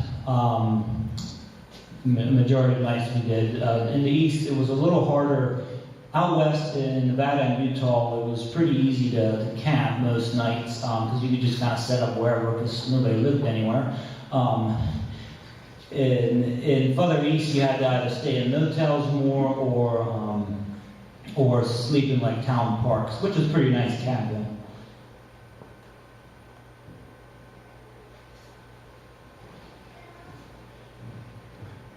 So I think this is Kansas. This is one of the parks that you could sleep in there for free. And here we are coming to Colorado.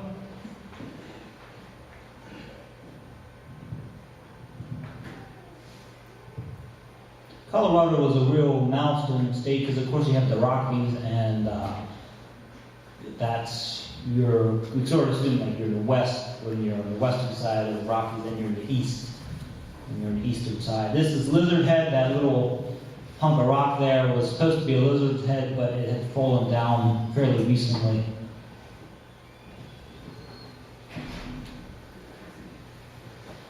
We didn't drink out of streams very much at all. I think Kenny was just washing, not drinking.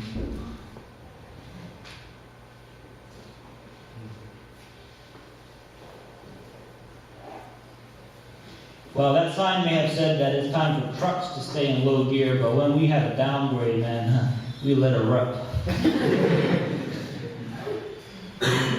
Roads in Colorado, map here, Pueblo, Colorado on east.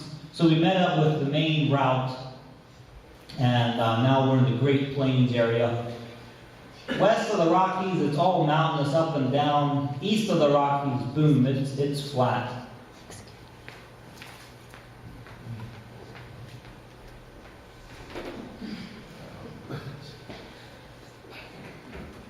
Someone asked us, what are you going to eastern Kansas? Why are you biking through eastern Kansas in July? Even the people who live in eastern Kansas don't want to see eastern Kansas in July. But Kansas did have its own beauty too.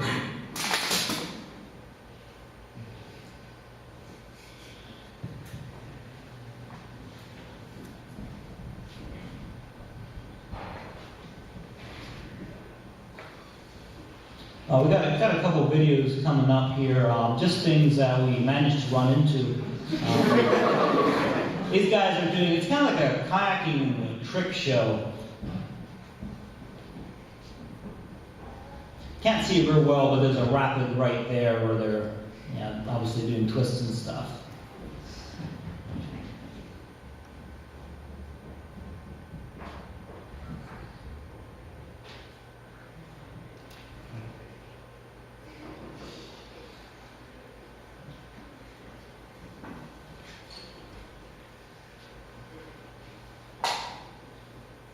And here, I think this is Missouri. We had some people who like to dress up in medieval clothing and practice sword fighting.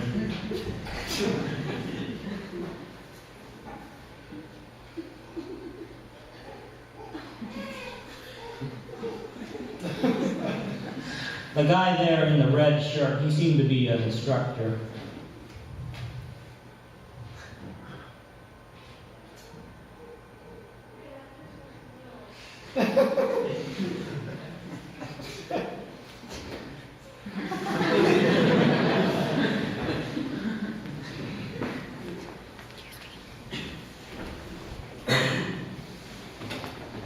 Missouri was a real switch here. When we got east of the Mississippi, we really were east. We could feel the difference in the humidity immediately. A lot more trees, closer vegetation, much narrower roads, big coal trucks rumbling past. As the trip wore on, I noticed myself getting more and more scared of large vehicles. I'm not sure why, it just seemed to be getting that way. Wheaton, Kansas?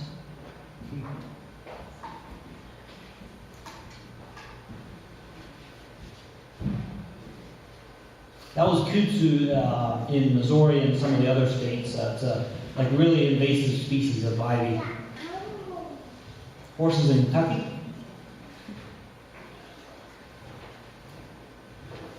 Here we are hanging up our tent, it got wet.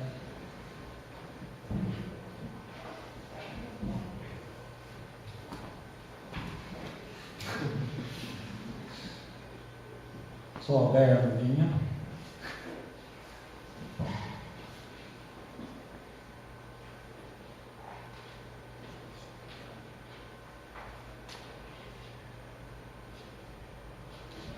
We did cross over the Appalachian Trail.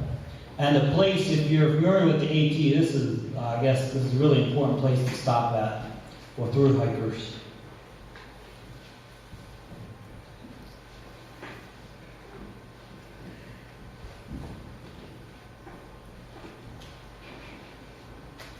Fish nibbling at my foot.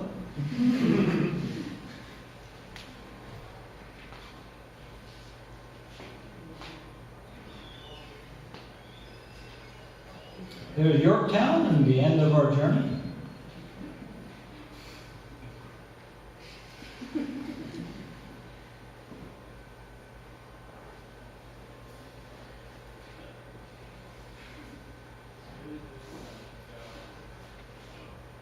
And that's the Atlantic Ocean, or at least the bay.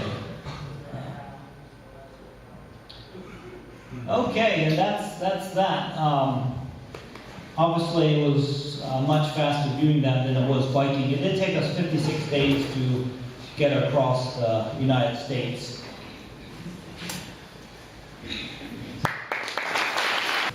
Thank you for your attention there. Does anybody have any questions?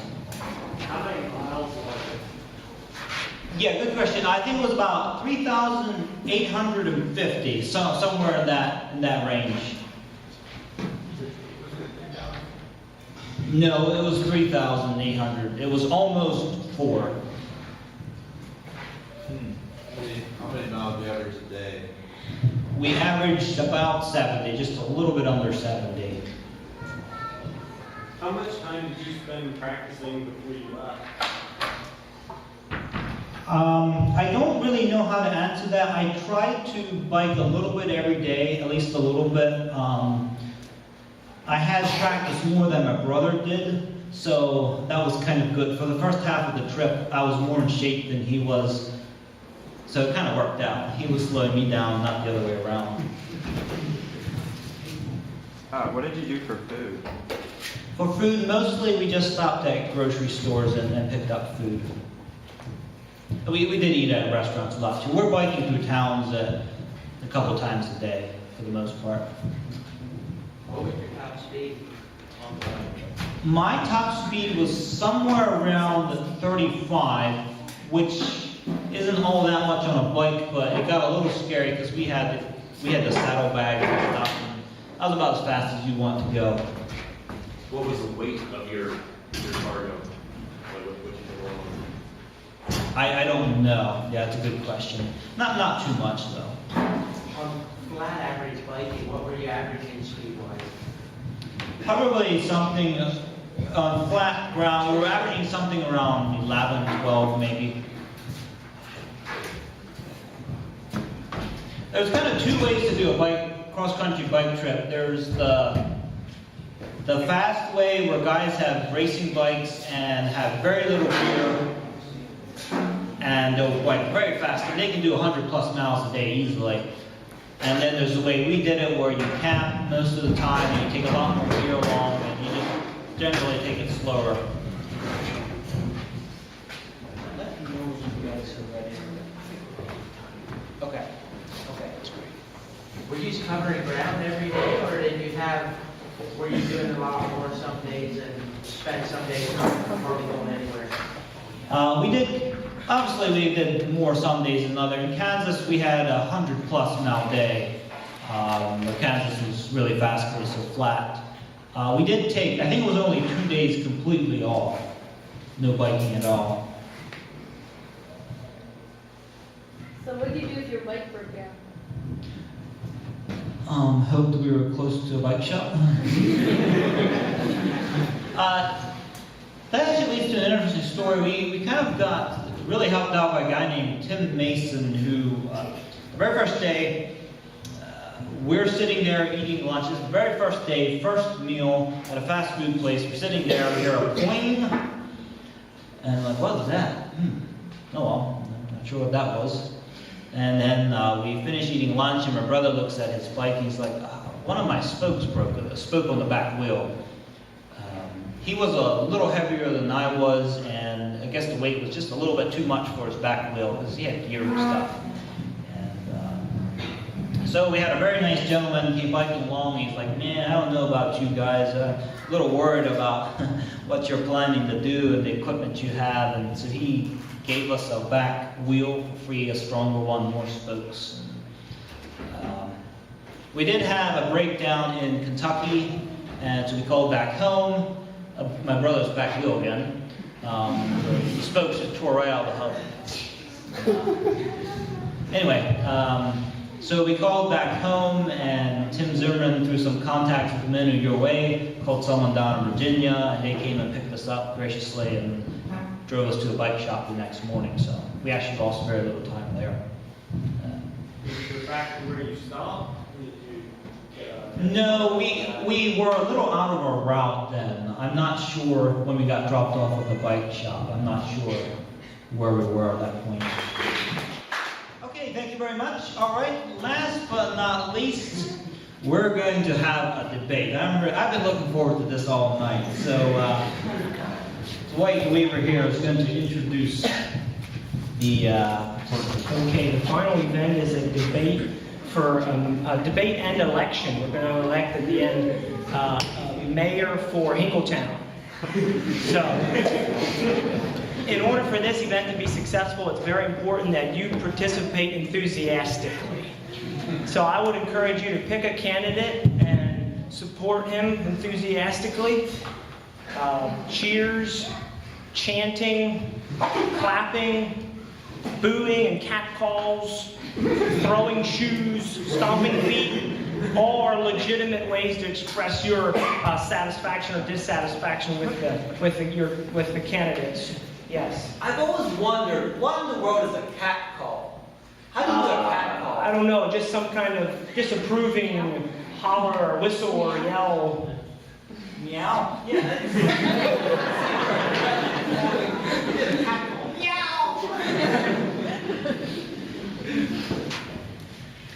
So,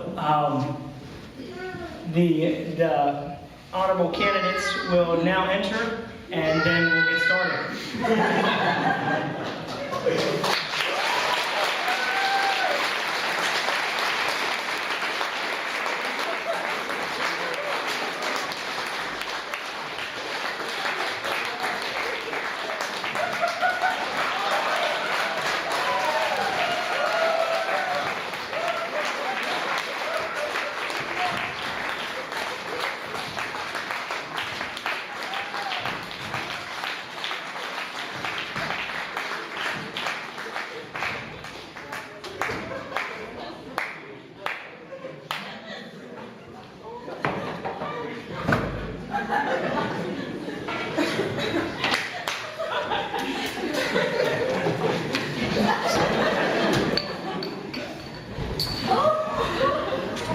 Welcome to tonight's debate for a Hinkletown mayor.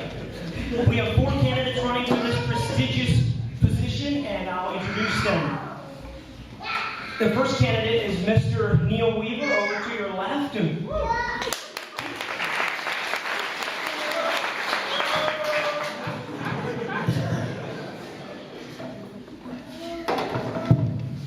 He's maybe one of the most surprising candidates.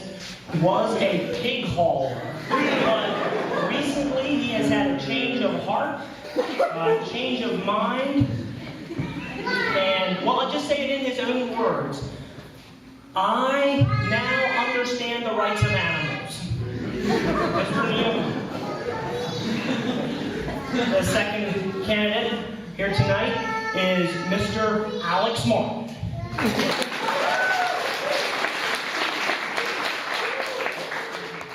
Alex drove truck for your very own Glenwood Foods right there in Hinkletown. And frankly, trucks are a key drivetrain of his platform. Mr. Alex Martin. Next is Mr. Michael Huber.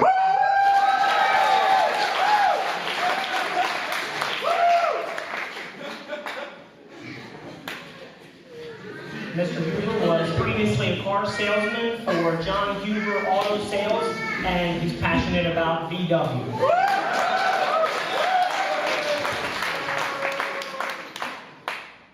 He believes that Hinkletown's German roots will connect well with VW.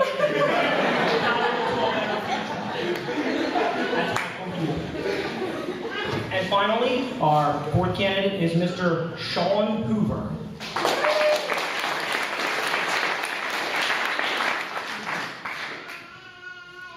Mr. Hoover was a dairy farmer right here from Brownstown before taking up this campaign. He also drove a manure truck, and he believes in a simple way of life.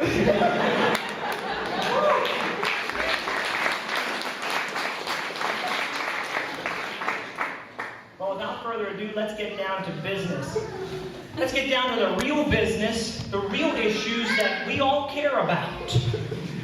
Tonight's debate and election is really about you, the voters, and about finding the most qualified candidate for mayor of Hinkletown. Yeah. Traffic. Hinkletown is an idyllic town, a happy town, a wonderful place of playing children and grazing cattle, but severing it right through the center is the dirty, noisy artery, Route 322. What can be done? A Hinkletown bypass, a Conestoga ferry system. Everybody knows a qualified candidate is going to have a plan for this problem. So Neil, tell us what you're going to do about traffic in Hinkletown. Yes, I have a very clear plan. Because I live right in Hinkletown, and I get to see this firsthand, and the number one problem I see is red lights. If we change the red lights to green lights. Yeah, red lights to green lights.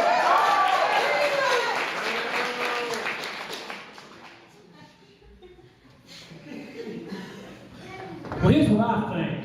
I think we should make a separate lane for buggies.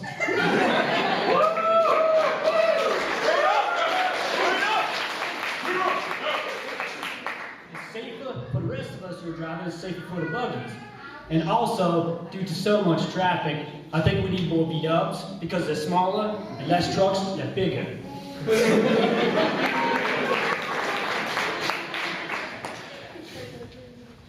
Well, I agree with Weaver there a little bit. Keep it simple. I'm all about keeping it simple. First things first, like up the speed limit to 65 miles an hour. And skip the green lights, just have no lights. Well, that was well said, but the real problem is there's too many cars and not enough trucks. And we need more field lanes. Like, Farmers Lane's perfect. Another way to cut back on the amount of traffic on the roads. When I'm mayor, only the guys will be allowed to get licenses.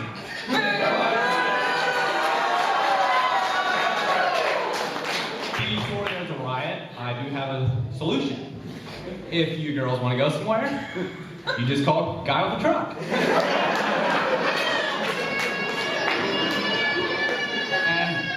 Unlike Priuses, trucks are great for driving girls around. Any further comments? Neil?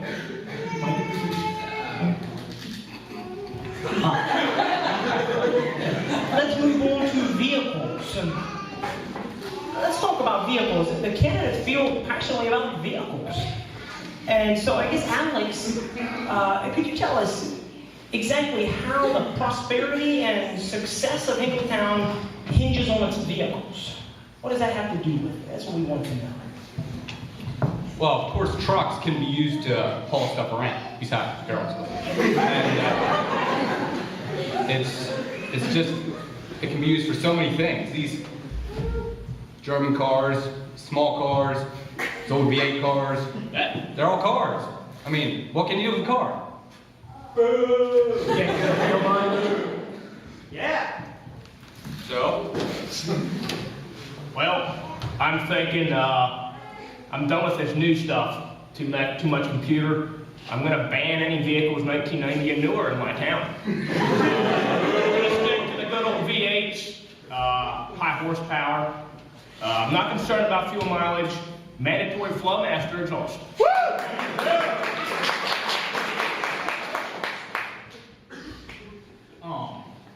I think in my town, unlike the Nazi sympathizers and hillbillies and ragtime backwards cronies we got here by my side, why, you know, we want a clean town, and we're going to do a lot of you know, a lot of walking and biking and jogging, and if you do need a car, you can get a permit for that, but it will need to be an electric car. I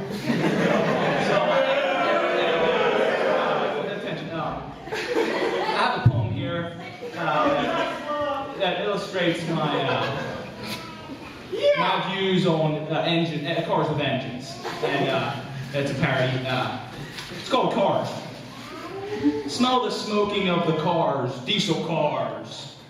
What a world of coughing fits these careless curses cause. How they rumble, rumble, rumble in the hazy air of night, while the stars no longer sprinkle over Hinkletown, nor twinkle, rather grimace in affright as the atmosphere is crumbled and John and Alex are humbled. And the Conestoga River floods and fills the town with horror of the cars, cars, cars, cars, cars, cars, cars. Oh, the pitiful pollution of the cars.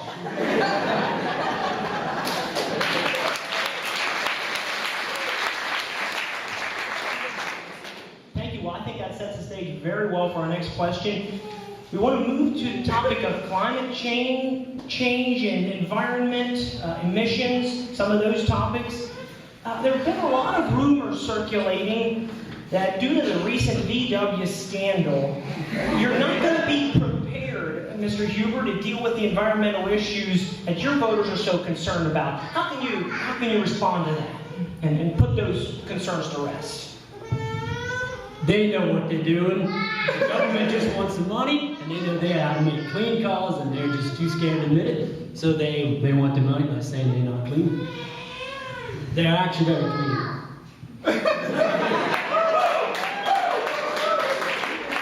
Any comments? Mr. Martin? So, are you a Nazi yourself or just a supporter? Do you see a Muzzy? Well, maybe it's the right light. I do not support Hitler.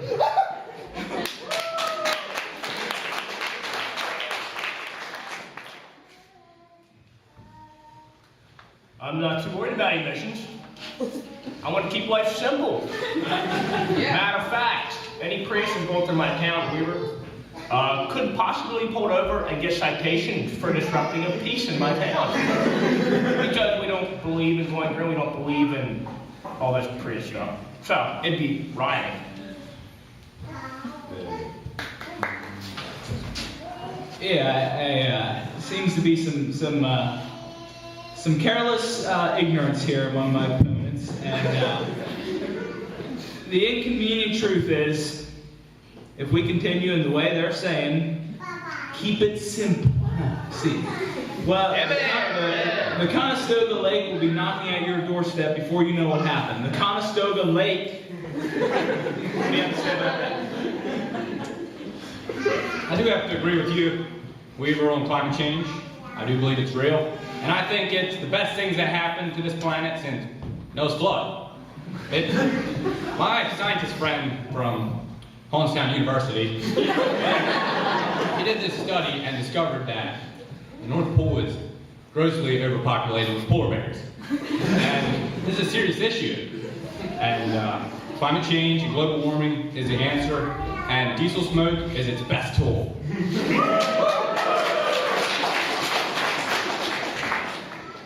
I don't really get the whole thing. I mean, when I get my V-dub and I want to change the climate, I turn the knob and change it.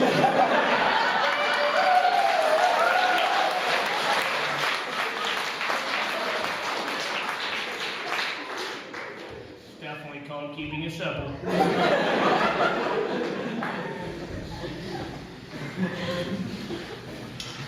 Thank you. Well, an exciting debate so far. Very exciting. We want to talk about food a little bit next. Roosevelt, you are well aware, talked about the 4 freedoms, and he said freedom from want is one of the basic human rights. Hinkletown, of course, means chicken town. And so we're interested in food. Mr. Hoover, any comments on what you're going to do to keep people well fed in your town? Well, matter of fact, this morning, via email, I was in contact with the president of Outback Steakhouse, considering the possibility of putting one beside South Hinkletown Church, probably within the next 2 months. So that's pretty exciting news, all about the steak. Also, I'm tired of the middleman in this economy. Our steer's going to go straight from our farm to Outback Steakhouse.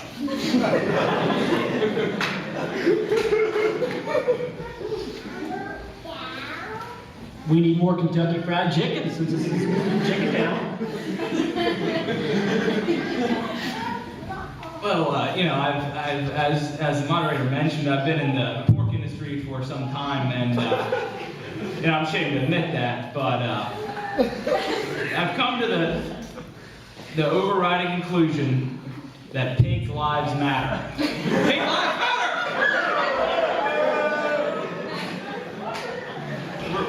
We're going to drastically cut down on the consumption of meat and focus on vegetables, fruits, and grains.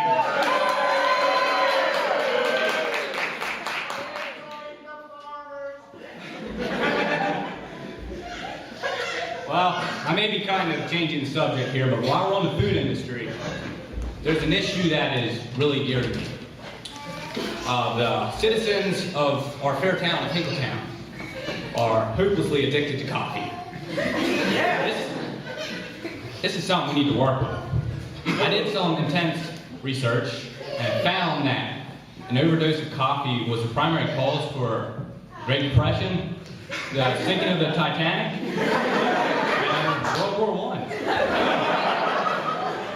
We must stand together and illegalize coffee. Except for medical uses only. Thank you. One more thing. Didn't mean to ask you, Weaver, about this changing heart of yours. Is this an actual thing, or is it just something you're doing to boost your political career? Are you hoping to get money out of the deal? You know, that's a typical little dart these old timers like to throw at the modernists. But you know, we've seen Al Gore take them. You know, it's one of those things. You know, yeah, I don't know. He doesn't know.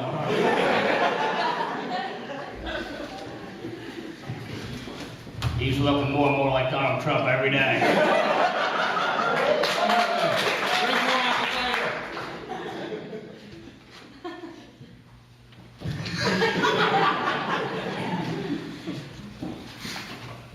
Our next question is on business and economy.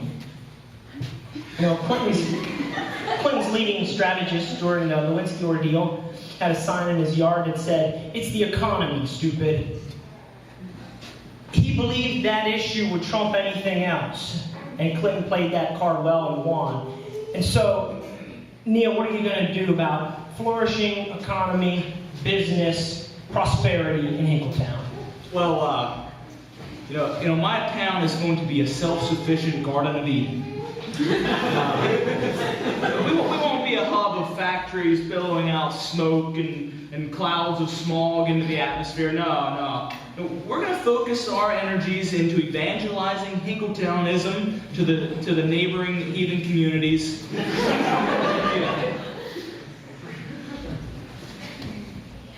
I don't have too much to say about economy, but we'll boost our economy. All money spent on your truck will be tax deductible.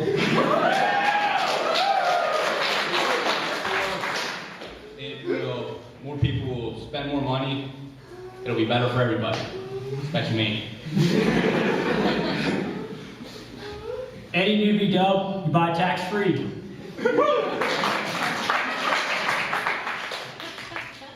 I would just like to, I don't know, what more dairies?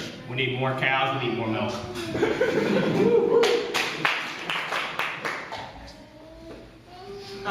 Yeah, speaking of taxes, you know,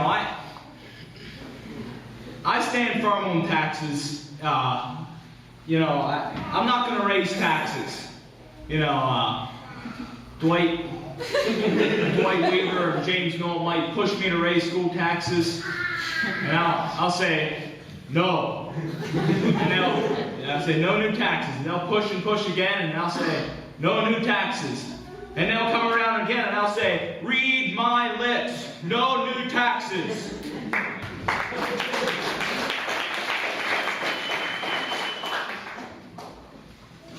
Taxation without representation is tyranny. While we're on the subject of taxes, any other comments, Mr. Huber or Mr. Martin? Maybe not taxes, but more on the budget line of things. We're already deeply in debt to New Holland for like $7.4 billion, so we need to raise money. And one way would be truck pools or great community buildings. And during the winter, a way to raise funds would be to go over to Brownstown, pull out all these old V8 cars out now. So.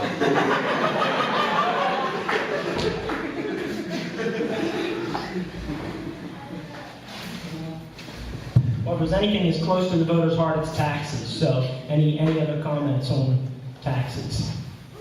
Yeah, my philosophy is pretty much, you know, you keep the tax rates low. That means more money in people's pockets. That means more spending. It's going to boost the economy, which in turn is going to provide more overall revenue to be taxed at the same low rates. So definitely no new taxes. What he said.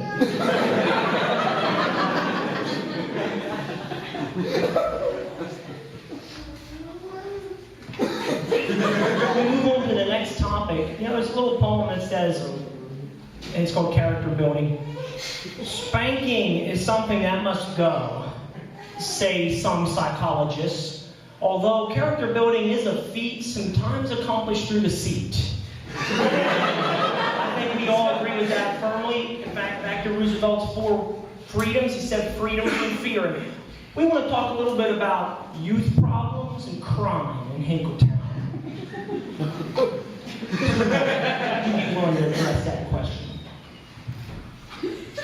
I would, thank you, Mr. Weaver.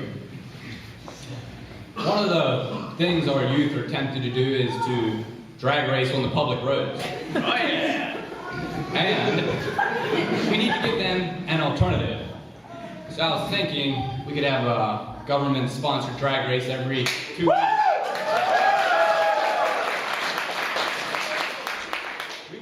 We will close down Main Street for 4 miles and have a drag race. However, I can't wait!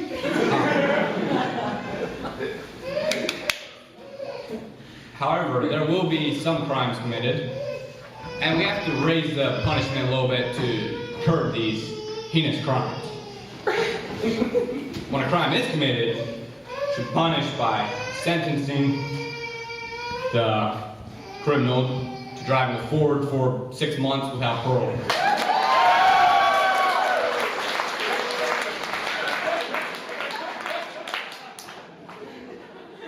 Here's what I think. I think the problem is we have too many trucks. And the youth have these big jacked up trucks and they go through fields with them and tear around. Yeah, there's more V-dubs. Because if you go through a field with a VW, bless your oil pan on. And then you call a guy with a truck. No, you stay out of the fields. You're not supposed to be in there.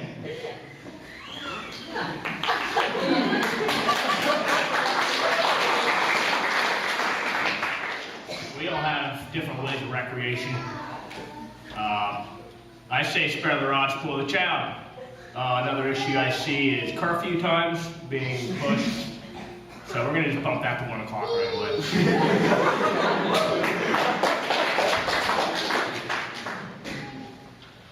My agenda will evict all these hillbilly rednecks driving their smoke-blowing trucks around, and you know, we're going to evict them from Hinkletown. We're going to house clean the streets, so to speak, and what you'll find is the crime rates will plummet, and Hinkletown will live happily ever after.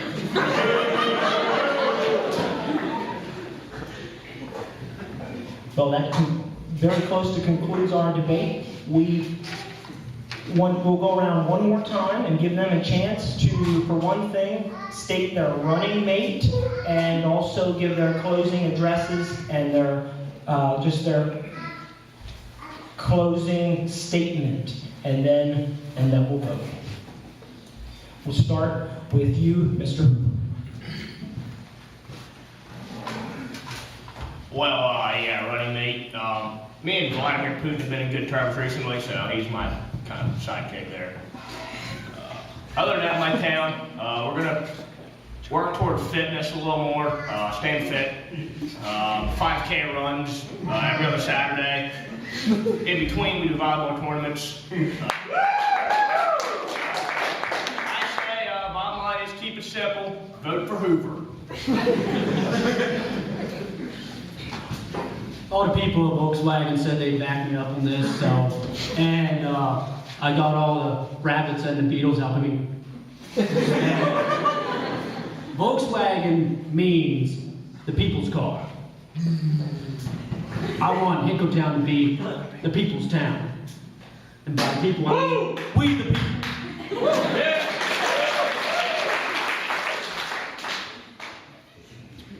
Well, I have not yet chosen a running mate, so there will be auditions Monday night. Who wants to work with him? And I'm sure it'll be crowded, so maybe it'll be Tuesday night, Wednesday night too. Some of the ways I will improve this fair town.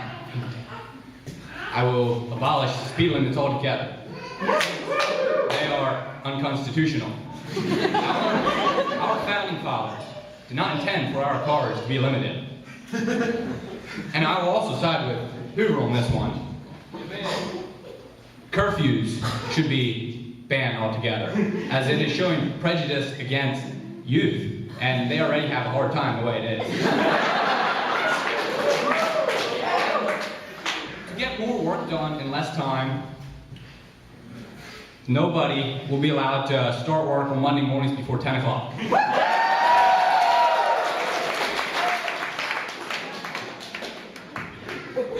Yeah, just to summarize my campaign, Hinkletown is going to be a self-sufficient Garden of Eden, and we're going to have, grow a lot of our own food. We're going to have less cars, less traffic, less taxes. We're going to highly encourage yoga classes for one thing. We're going to focus on evangelizing the neighboring communities, and we're going to make Hinkletown heaven. We're going to make Hinkletown heaven. Vote for me. Thank you. Well, there you heard it. You are the voters. You are the people that count. Clinton also said there's nothing wrong with America that can't be fixed with what's right with America. And I think there's nothing wrong with Hinkletown that can't be fixed with what's right with Hinkletown. And I think there's no surer indicator of that than the fact that we have these 4 capable, competent candidates ready to embrace the weighty responsibility of leading this historic town. We're ready to vote.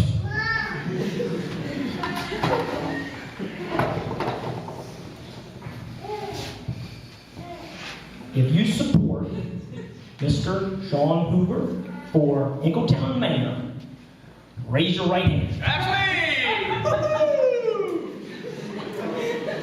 Come on, people!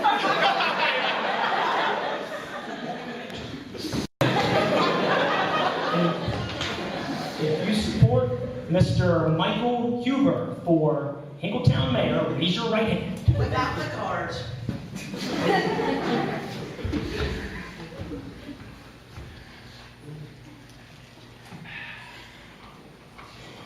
$19 votes. Thank you. If you support Mr. Alex Martin for Hinkletown's mayor, please raise your right hand. Drive trucks, y'all!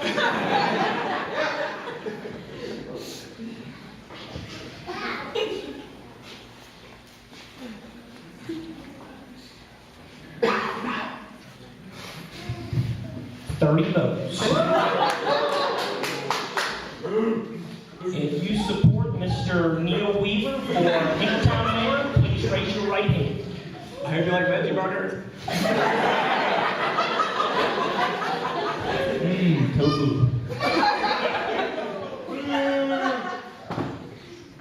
6 votes. If you support the pig for Hinkletown's mayor, please raise your right hand. All the pig roosters. Life is gonna be rough, y'all. I'm just saying. Rev up your trucks and a hand for Mr. Alex Martin.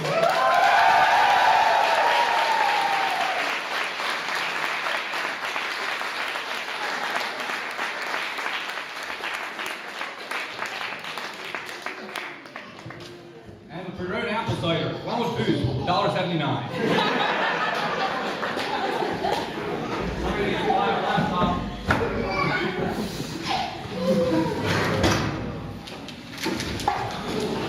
Well, that was really amazing. The Weaver campaign will be challenging election results just shortly.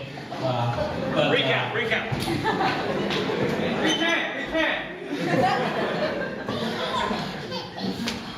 But seriously, folks, that concludes our evening. I hope you all enjoyed yourselves. It was a great night, so let's give everybody that participated a big round of applause.